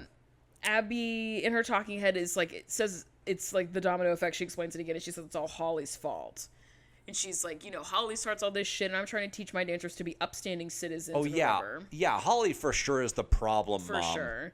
Jill, and these are the two opposing opinions. Jill says, the lesson I'm teaching my daughter is to do what you're told by an authority figure. Holly says the lesson I'm trying to teach my daughter is to stand up for yourself. Is wrong. And they just, like, they go back and forth forever. Holly brings out the classic, like, if Abby told you to jump off a cliff, would you do it? And Jill in her talking head says, like, I did what I did because I knew that Kendall would be punished if we stayed. And, like, that's what's happening to Nia and Holly, and I don't want to be in that position. So I licked some boots so that I wouldn't get yelled at, basically. Jill is such a Republican. It's crazy. What would you do if you stayed? No question. You would have stayed? No question. I wouldn't Even be on if this it meant fucking that, show. Well, duh. But, like, even if it meant that your kid was going to get yelled at by Abby. My kid would also know that Abby's just out of her goddamn mind. And so Yeah. when she starts yelling, like, you can watch Nia do it. She just, like, checks out. Yeah. She's like, this is nothing. She's I like, don't need actually to hear care. that. Yeah. Brooke So- and Paige were or Brooke at least was the same way. Yeah. She was like, She's whatever. just like, whatever. Yeah, I don't care. I don't care. Yeah. That's what I would do. We're going to stay and you guys, like, this is one of your favorite, like, celebrities ever. Yeah. You're going to be on a music video. That's dope. Let's do Yeah, that. I would like to think I would do the same thing. I do think it would be hard for me to make a decision knowing that what I'm doing is going to cause my child to be punished by their teacher. But I would like to think that I've, like, fortified my child enough that they wouldn't care. That, Yeah. like, an evil goblin is yelling at them. Yeah. No, like, they don't care at all. Yeah. Everything else in their life, and as I'm sure this is the case with Nia, everything else in her life is just literally so stable that, like, when there's one crazy thing happening, she just like, knows how to. whatever. She's like, cool, I know how to deal with this. Whatever. I'm good. Jill says that Abby forgives but doesn't forget. Hey, I don't think she forgives. Yeah. When did you get the impression that she's forgiven anyone Based for on anything what? ever? Yeah. What evidence do you have? Yeah. Abby's working with Kalani in her solo, and she brings up the fact that Kira has been arrested, like, in her talking head, and she's like, Oh, I thought she wonder did that what to else- Kalani. No. Okay. I wonder what else Kira is keeping from me. That goes nowhere. She just says something weird. I said, the hell does that even mean? Melissa tells Kira that she likes this number, and Kira's like, yeah, it's because she's choreographing a teen routine for a teen. A routine. A routine, putting the teen in routine. And she's like, I don't give a shit if Abby's making fun of me by this, like, pretty little liar kind of. I don't give a fuck. Right. The solo's awesome. I Right. actually don't care. Right. And then Abby brings in Nia after. She's like, okay, you're done. Nia, come in. And, like, she plays the song, and of course it's, like, diet, zero sugar, light hip-hop. Don't hate on Zero Sugar. No, but, like, all of them at the same time. Diet, light, zero sugar, basically watered hip-hop. It's like, of course it does for Nia, because she can't have just, like, what everybody else has. She has to have something that's, like, quote unquote urban. You know what I mean? Like, Jesus fuck, it's so annoying. What was your Abby, dance called again? The Golden Rule. Oh. Abby on her phone, scrolling around, not paying attention. She's you as fuck, actually. Sitting there on her phone. What'd you say? Scrolling. And Holly goes, oh, look, you see Abby's on her phone, not even paying attention. Yeah. Says it to the other moms. Yep. And Holly, to her credit, stands on business. She's like, I don't regret what I did. She made a commitment. She was fulfilling a job responsibility. We stayed, and I don't give a shit. And Jill says, well, like, none of us did anything wrong. We picked different things. And, like, you picked your thing, and I picked my thing. I wouldn't pick yours, you wouldn't pick mine, but we didn't have right and wrong choices. We just made decisions. And Holly's like, no, you did the wrong thing. I did the right thing. And she says, also, it's difficult for me to have this conversation with you because I know that you and Melissa don't have my back. And Jill says, why would you think that we don't have your back? And Holly says, why would you think you do? And she's like, after all the shit that happened to me in LA, you think you have my back? And Jill goes, what happened to you in LA? Exactly, Jill. Jill, girl. It's not even that you don't have, it's that you're not even aware that it needs to be had. No, exactly. And Jill says, like, I was proud of you for standing up, and I thought me being proud of you was me supporting you. I don't know what else you want from me. And Holly says, like, well, no one told Abby what she was doing with some fuckery. Now, here's my question. My question is... Amanda's question. Yeah. What is... And Jill asks her this. What is Holly looking for? When she says, you didn't have my back, what is she, like, missing, right? Like, what would having your back look like? She wants someone to confront Abby along with her. Yeah. That's what she wants. She wants verbal standing up to Abby on her behalf. And I think that's my hang up with Holly, is that someone intervening on your behalf with Abby is not this group's established dynamic. And also, in fact, it has never helped. Every mom for herself. Yes. It's like kind of the opposite and of has that. been for 5 years. Right. So it's not like I would understand where she was coming from if Jill stood up for, like, Kira, or like if Abby was yelling at Kira and Jill was like, no, don't talk to her like that. Then if I'm Holly and she doesn't do that for me, I'm gonna feel slighted. Like, so you would do it for someone else, but you wouldn't do it for me. Yeah. But no one's doing that literally ever. Well, Abby starts yelling and they all shut down. Right. The issue that I have is that, like, it's never too late to do the right thing. Mm-hmm. And so Holly keeps hoping. That's like fair. There's been opportunity after opportunity to do the right thing, and they keep not doing it. Yeah. And so she's like, eventually we're going to do the right thing, right? And then they just keep not doing it. Yeah. And so it's not like because they haven't met her expectations or whatever that, oh, well, I should just give up and just never have any expectations. I think that's easy to do, and I've got to be honest with you, that might be what I do. Sure. But Holly, the educator, is just like, no, these are the expectations, and we're going to meet them. Yeah. It might take some of you longer than others, but we're going to meet them. According to the scope and sequence, this is what we're doing. Yes. Yeah. So that's what I think. I don't know. I feel like, and again, I'm not on this show. I can't, like, speak for an experience that I haven't had, but when I have been in situations like at work, like in my professional life, where I have felt like someone was ganging up on me, or in grad school when I felt like someone was ganging up on me, someone confronting that person on my behalf with me there is not what I'm asking for. I'm asking for that person to back me up either in my absence or me as a person. So, like, if I'm getting, like, we have a really difficult person that I work with who sometimes gets on my case, and I'll stand up to, obviously, you guessed it, a man. I'll stand up to him in the meetings and say, no, you said we were going to do this. We all heard you say this is what we were doing. That's why I did what I did. Yeah.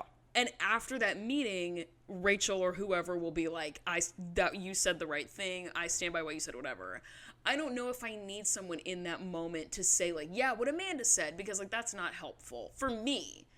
So maybe for Dr. Holly, it's different. Maybe she feels like she does want someone to stand up. And she wants them there in the trenches beside her. She's talking about standing up to someone who's, like, verbally assaulting you. Right. I'm talking about someone who's, like, kind of a dick at work. Like, the stakes are a lot lower for me. But I just don't know why Holly thinks that, like, she's entitled to this person standing up for her when that doesn't seem to be the established dynamic.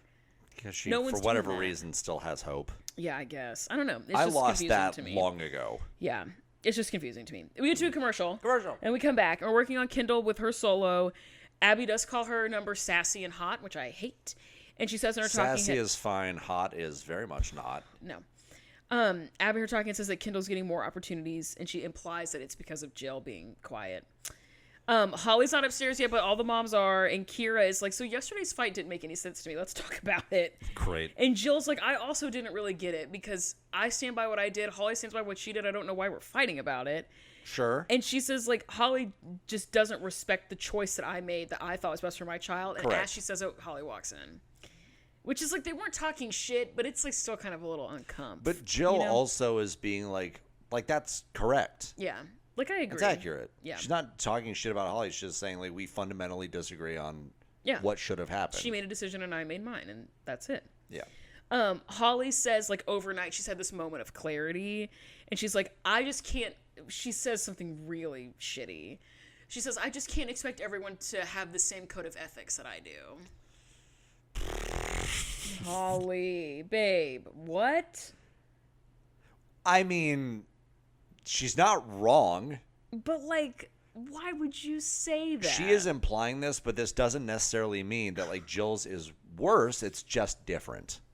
It's just the way she said it is so bitchy. Like, girl, I mean, it does. On. It sounds like that, yeah. And Jill asks Holly, like, at this point, like, what did you want to happen? And Holly says she wants them to intervene.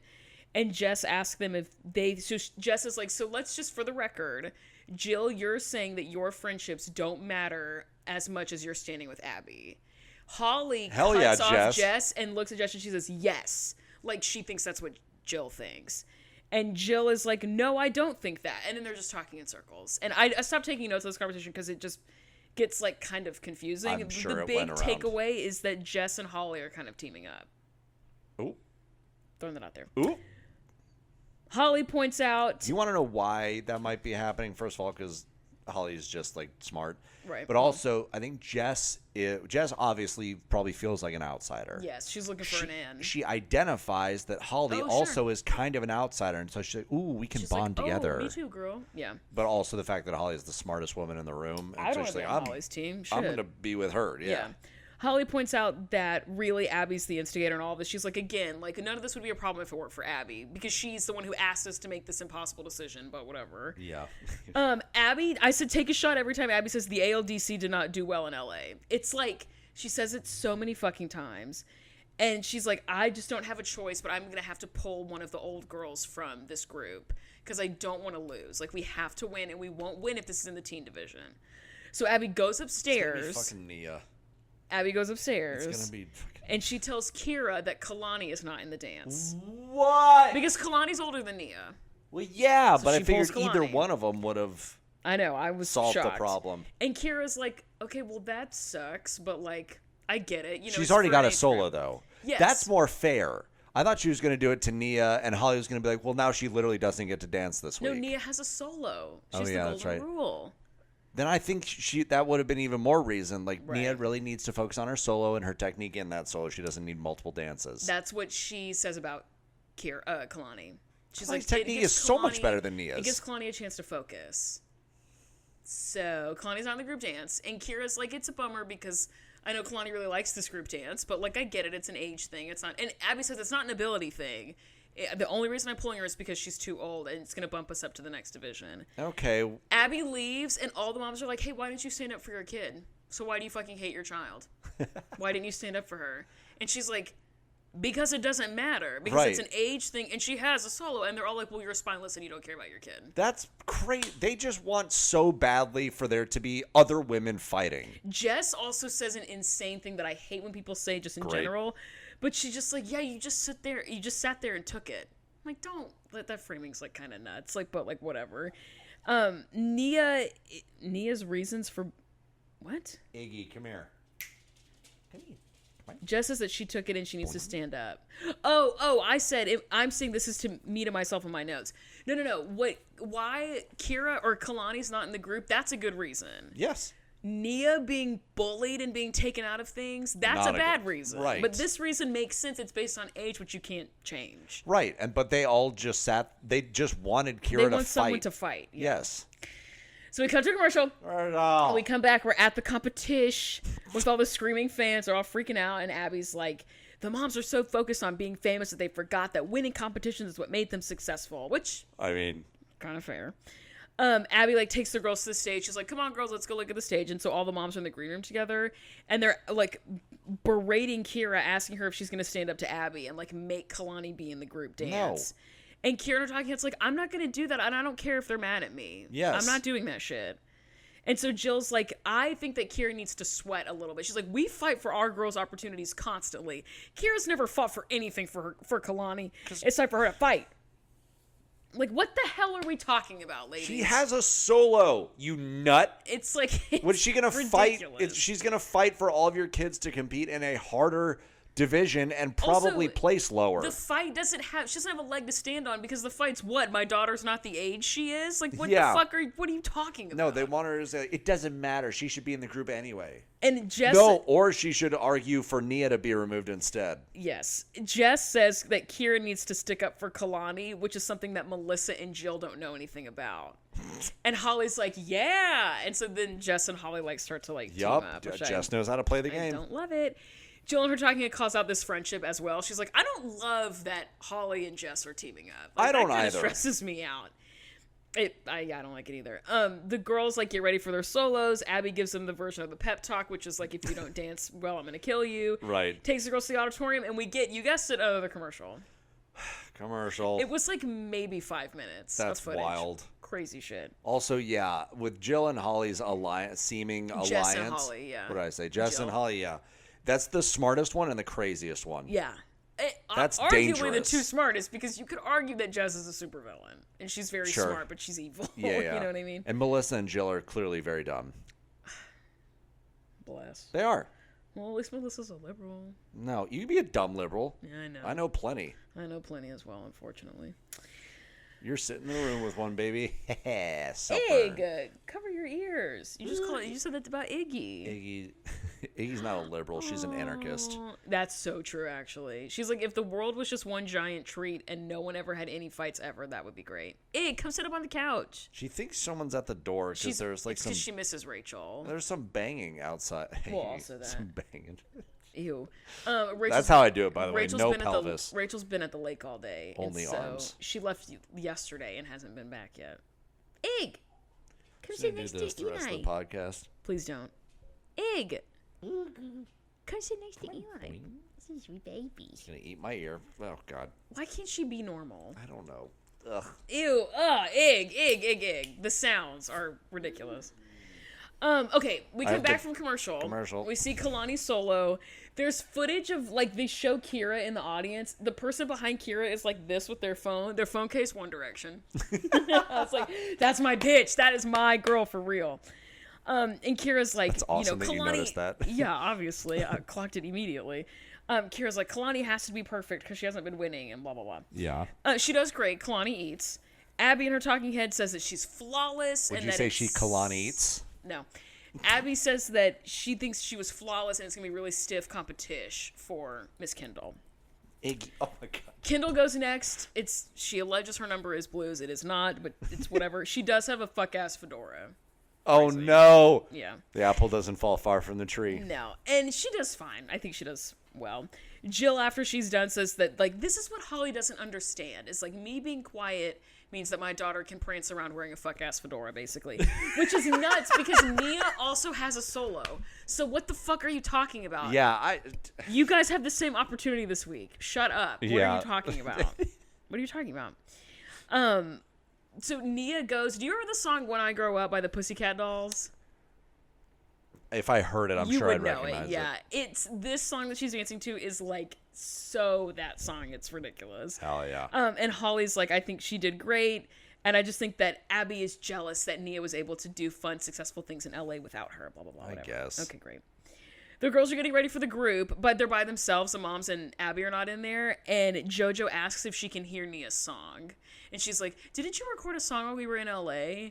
And Nia's like, yeah, I did. And she's like, can we hear it? Oh, that's so sweet. And she plays it, and they're all, like, dancing around the room. It's, like, very sweet. Dude, JoJo, and it again. was JoJo's idea. And I know JoJo's a shitbag. I'm not defending her today. But, I think this moment in a vacuum in 2012 was very sweet. Well, like, the last, like, I don't know, 5 or 6 things that she has She's a said child. have all been great. Yeah, at this point when she's a child, I love her. I think all the hair chemicals her mom was putting on her, yeah, probably like, burned her brain. I think so. We have to dye my woods because I get wound woods. One of the girls asks how it was working with Aubrey, and Nia says it was like really good because she's really positive. And Kendall goes, "Oh, so she's the opposite of Abby." Funny. Amazing. Cleared. The moms and Abby come in, and Abby tells Kalani she needs to get dressed and be ready to be a swing in the group. She's like, "Get dressed, get ready. You know the number. Be a swing." And then Jill, being the shitbag that she is, looks at Kalani and goes, "Are you not bummed that you're not going to be in the group number?" And Kalani just punches her square in the face. Kalani goes, "I mean, yeah, but there's not anything I can do about it because I know Abby's not going to change her mind." Right. And Jill goes, "Yeah, but maybe she says, "There's nothing I could do to make her change her mind." And Jill goes, "Yeah, but maybe your mom could say something." Jesus Christ, Jill. Jill, shut up. Like, shut up. You're saying some really detrimental shit. Also, on the rare occasion that a 14-year-old is, like, okay with the situation, just let that happen. Just, like, shut up, maybe. Just be like, you should be mad about this. No, let them not be mad. But then Kalani... They are mad a lot. Don't create more reasons for them to be. Kalani in her talking head says that these moms would be a lot happier if they would stop encouraging people to pick fights with Abby. No shit, Kalani. I mean, yeah, kind of read a little bit. They're like getting ready. Abby's doing that thing of like, you guys were shit in LA. You're gonna like kill everyone here this week. Blah blah blah. The group like goes to the stage. We get a commercial. We come back. Kalani's dressed. She's in the wings. The group goes. The costumes are so fucking weird, by the way. And they like kind of eat it up. They like kind of slay. Okay, good. And Jill is like, listen. In her talking, she's like, listen. Abby does her best work when she's emotionally connected to the material. This week is about a dance about betrayal. Abby feels she's been betrayed. It's kind of working out for us. Yeah. Kind of fair. Even though Abby has not at all been... Dude, you haven't watched The Last Dance with Michael Jordan, have you? No. Well, it was that he was looking for like the billboard, or not billboard, the like whiteboard material, like the locker room material, where like, oh, this player wronged me, and so now I'm going to go out and score 40 points because that player said something and we're against him this week or whatever. Like Michael Jordan just was constantly looking for shit like that. Meme that it's like where he's sitting in a chair and he goes, "And I took that personally," is from that. It's from that. And he just chooses to make everything like, oh, that was a slight against my character and my family, and I'm going to murder that person now. I can't stand people like that. Yeah, Michael Jordan's a little bit of a psychopath. Sometimes it's just not that serious. He's a little bit of a psycho. And like sometimes people aren't thinking about you. No. Well, everyone was thinking about Michael, though. Sorry. Well, yeah. So, like, for him, it was a bit he was right. Sure. Yeah. No, he's never wrong. We get to the awards, girl. Awards. Kendall, she gets 5th. Come on. Damn it. I had hopes. You shouldn't. I really... Oh. Kendall's been good a few times. Good. Is she in the... I don't think she's You can see, like, half her face. You can see her butt. Can you see her tail wagging? Yes. Her tail.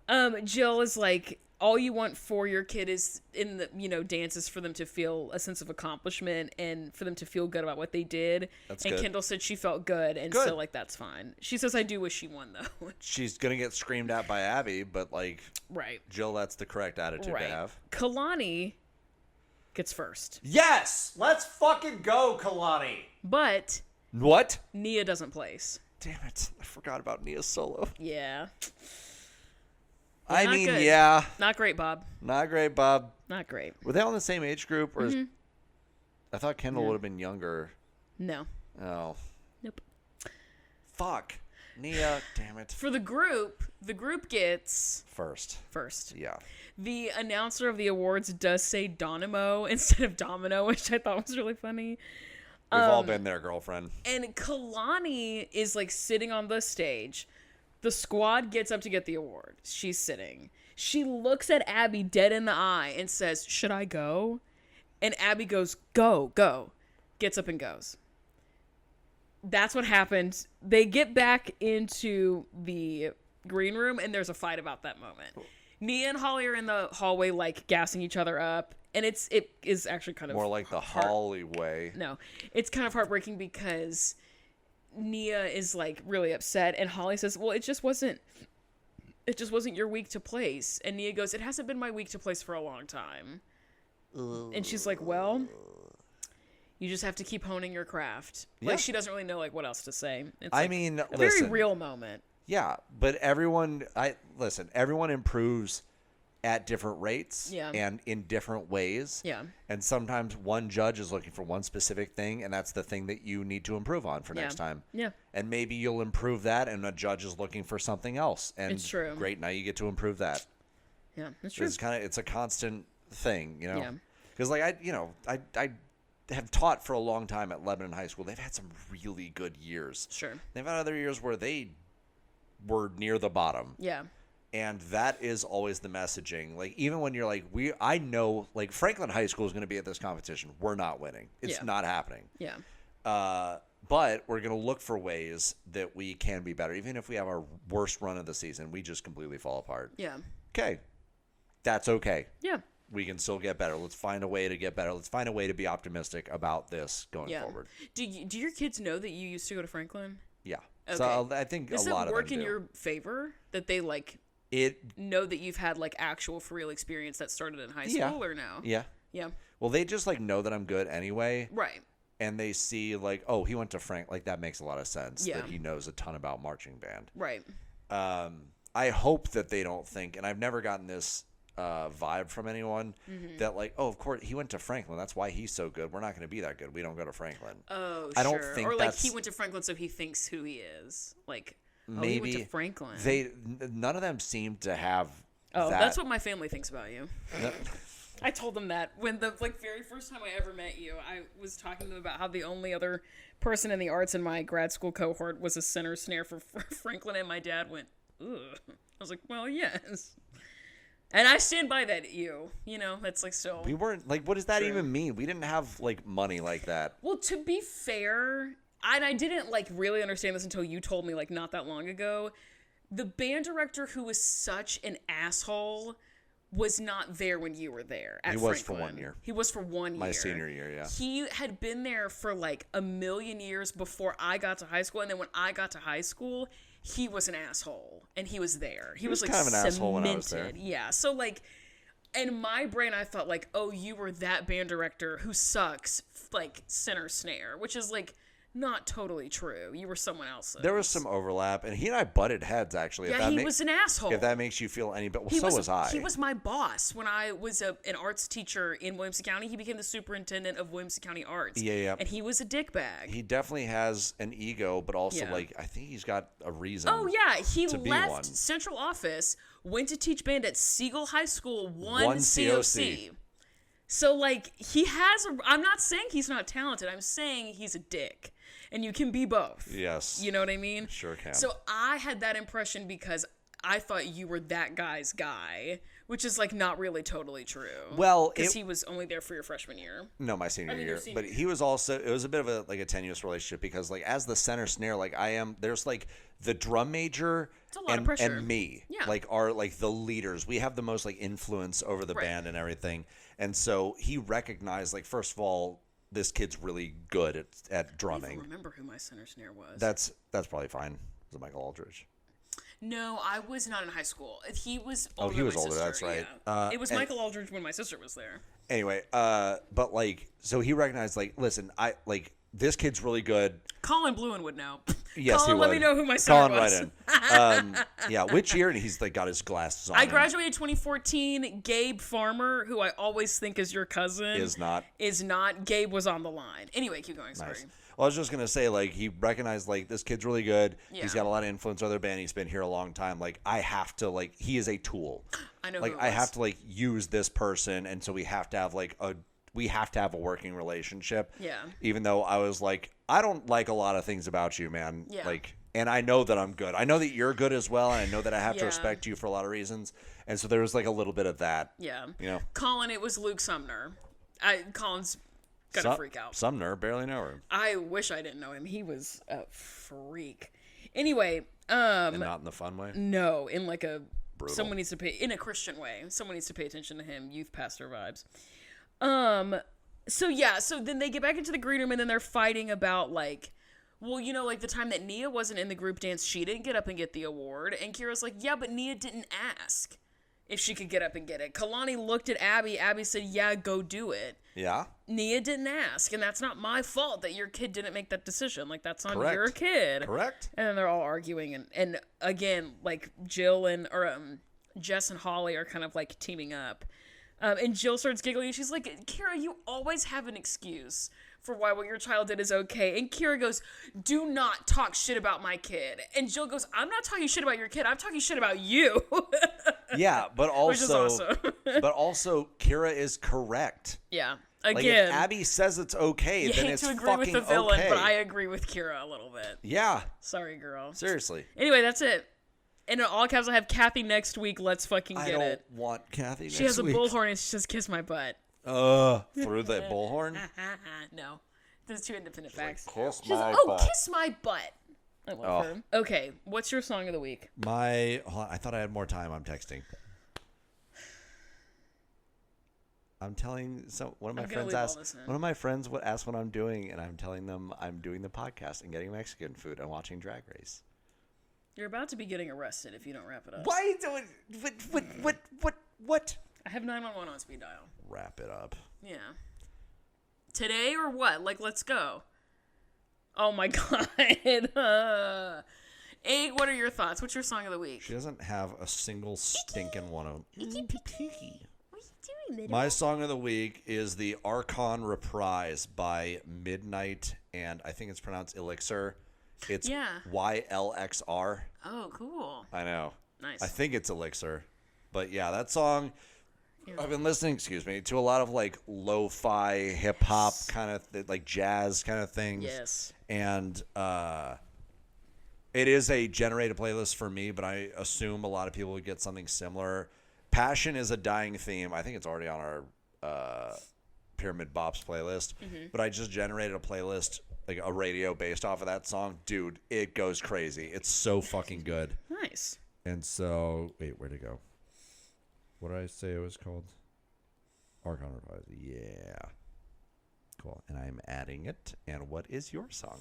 Okay. Fuck. No, Here we go. Want me to talk about it or no? I want you to do whatever's going to make you happy, Amanda. Okay, I'm going to talk about it then. I know. Okay, so I'm going to try to keep it succinct because I don't want to be like a freak. I actually don't. And I know I get up on this mic every week and I say I'm not trying to be dramatic, and then I say the most insane thing. Listen, on my life, on my mama, I swear to God, like, please believe me. Please believe me when I say I'm not trying to be dramatic. Starline, the album that Chance the Rapper put out last Friday, yes, is the best album I have heard in a really long time. It's the best album of this year, for sure, in my opinion. The last time I listened to an album, and, like, I'm just going to talk to the listener. The last time I'm noticing it's 17 songs, damn. Yes. The last time I listened to an album and this soon, like, locked into this is one of the best albums I've heard in a really long time was Tyler, the Creator's Chromacopia last year. That the opening track to that song, that's the eponymous track, he said, like, he has this interlude with his mom, that his mom is the speaker in that album, and she says, like, you are the light, it's not on you, it's in you. Don't you ever in your motherfucking life dim your light for nobody. And then the first song starts. And when he starts with the like rhythmic chanting of that song, and then like the barking starts in that song, and like the beat comes in, I knew, like, oh, this is gonna be it. Like, this is the locking in of this album's gonna be awesome. That's a great, like, moment where you're like, oh yeah, here Starlight, we go. the first song on Starlight is the same way. Where Starline? It's called, the album is called Starline. The first song is called Starside intro. Right.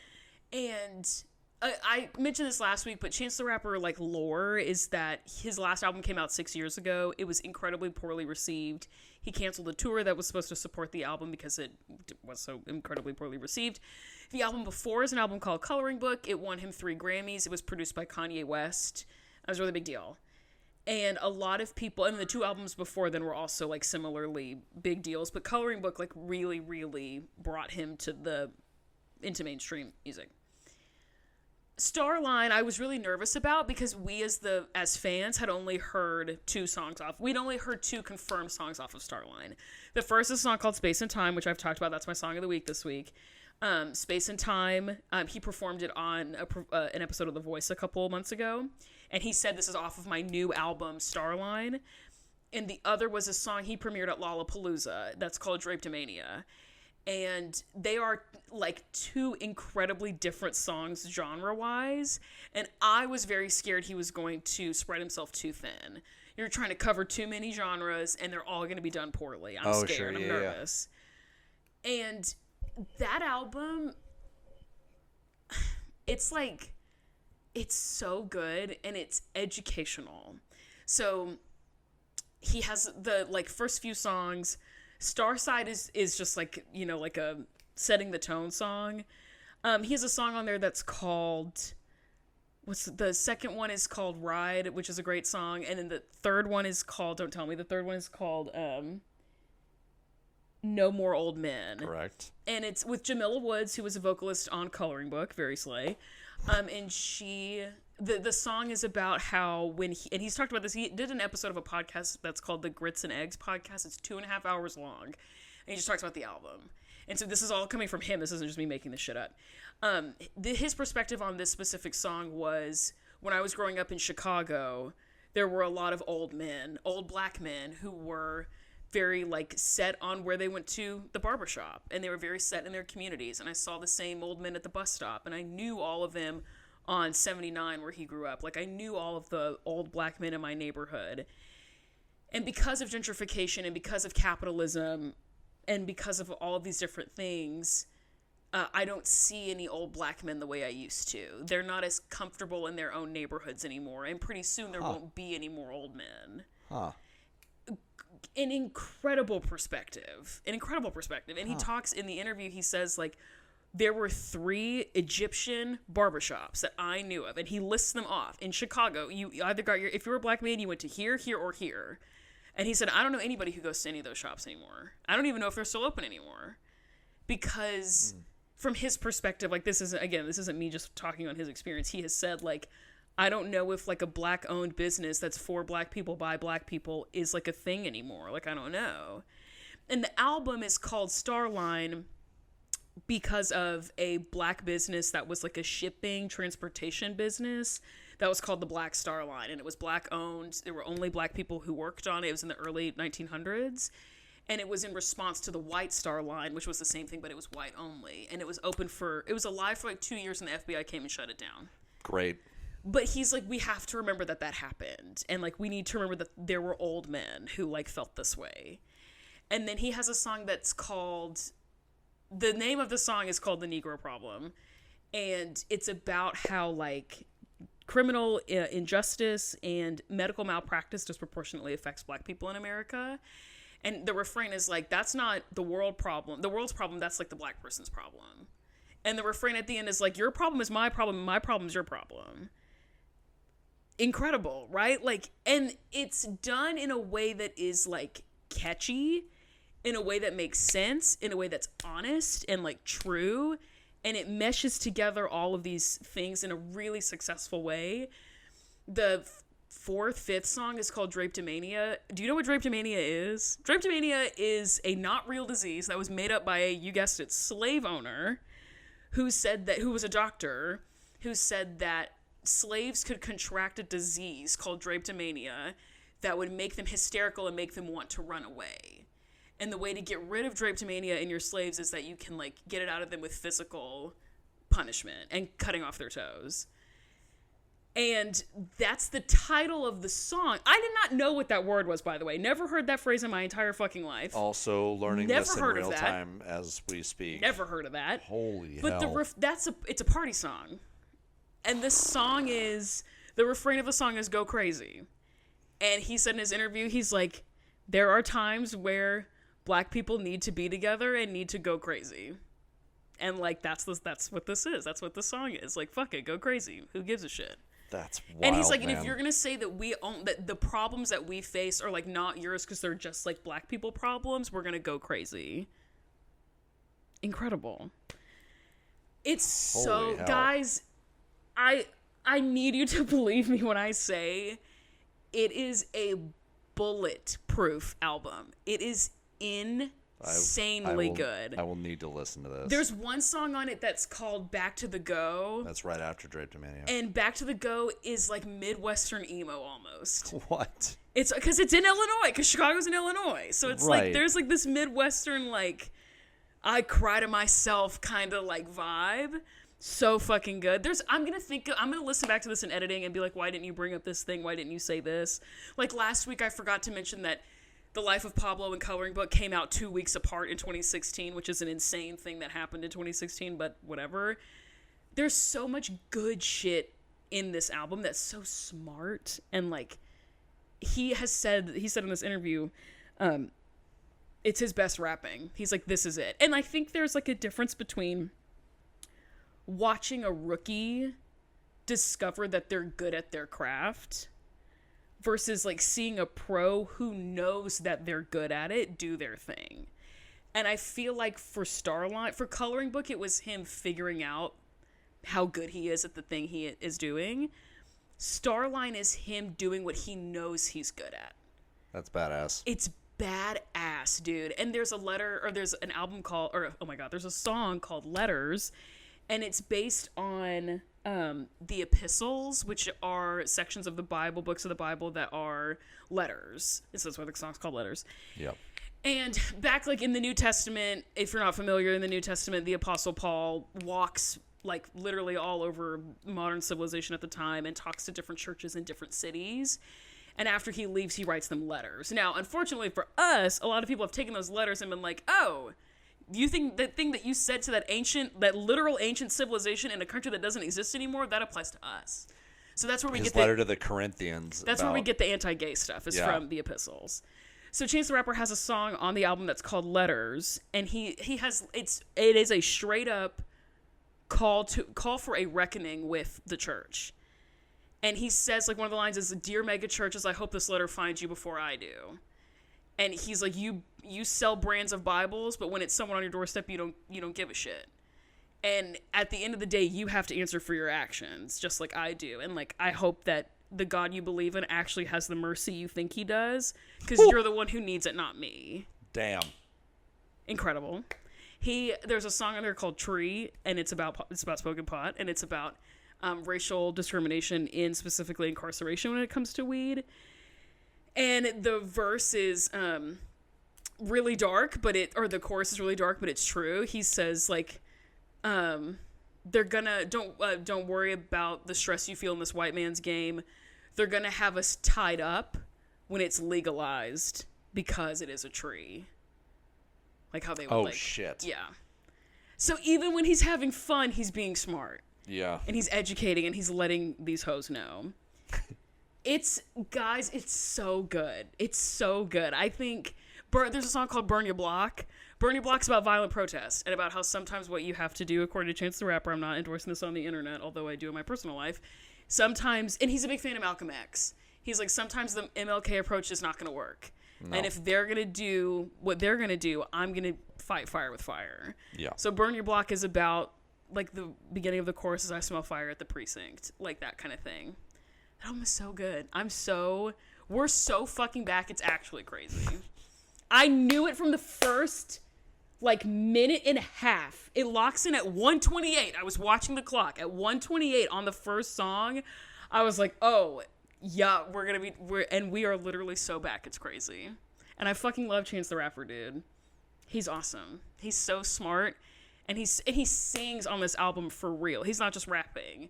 He's vocalizing. He sings. Like, Space and Time is like, I'm going to be thinking about that song forever. It's all singing. It's like, it's so good.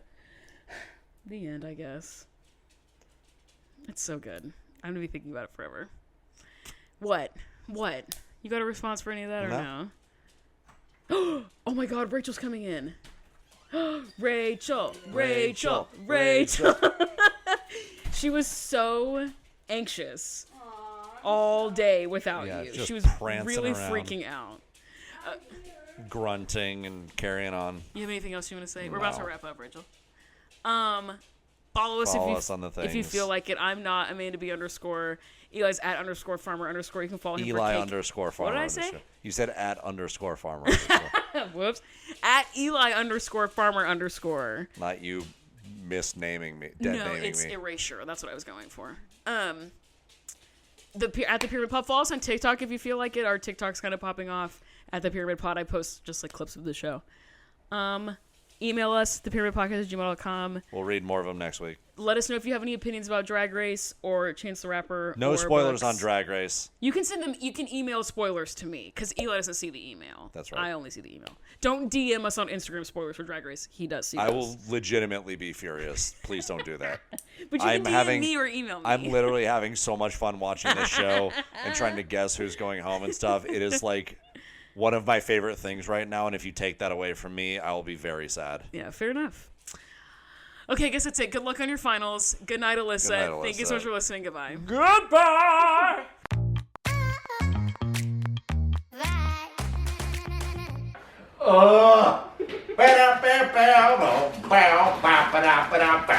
You done? Yeah.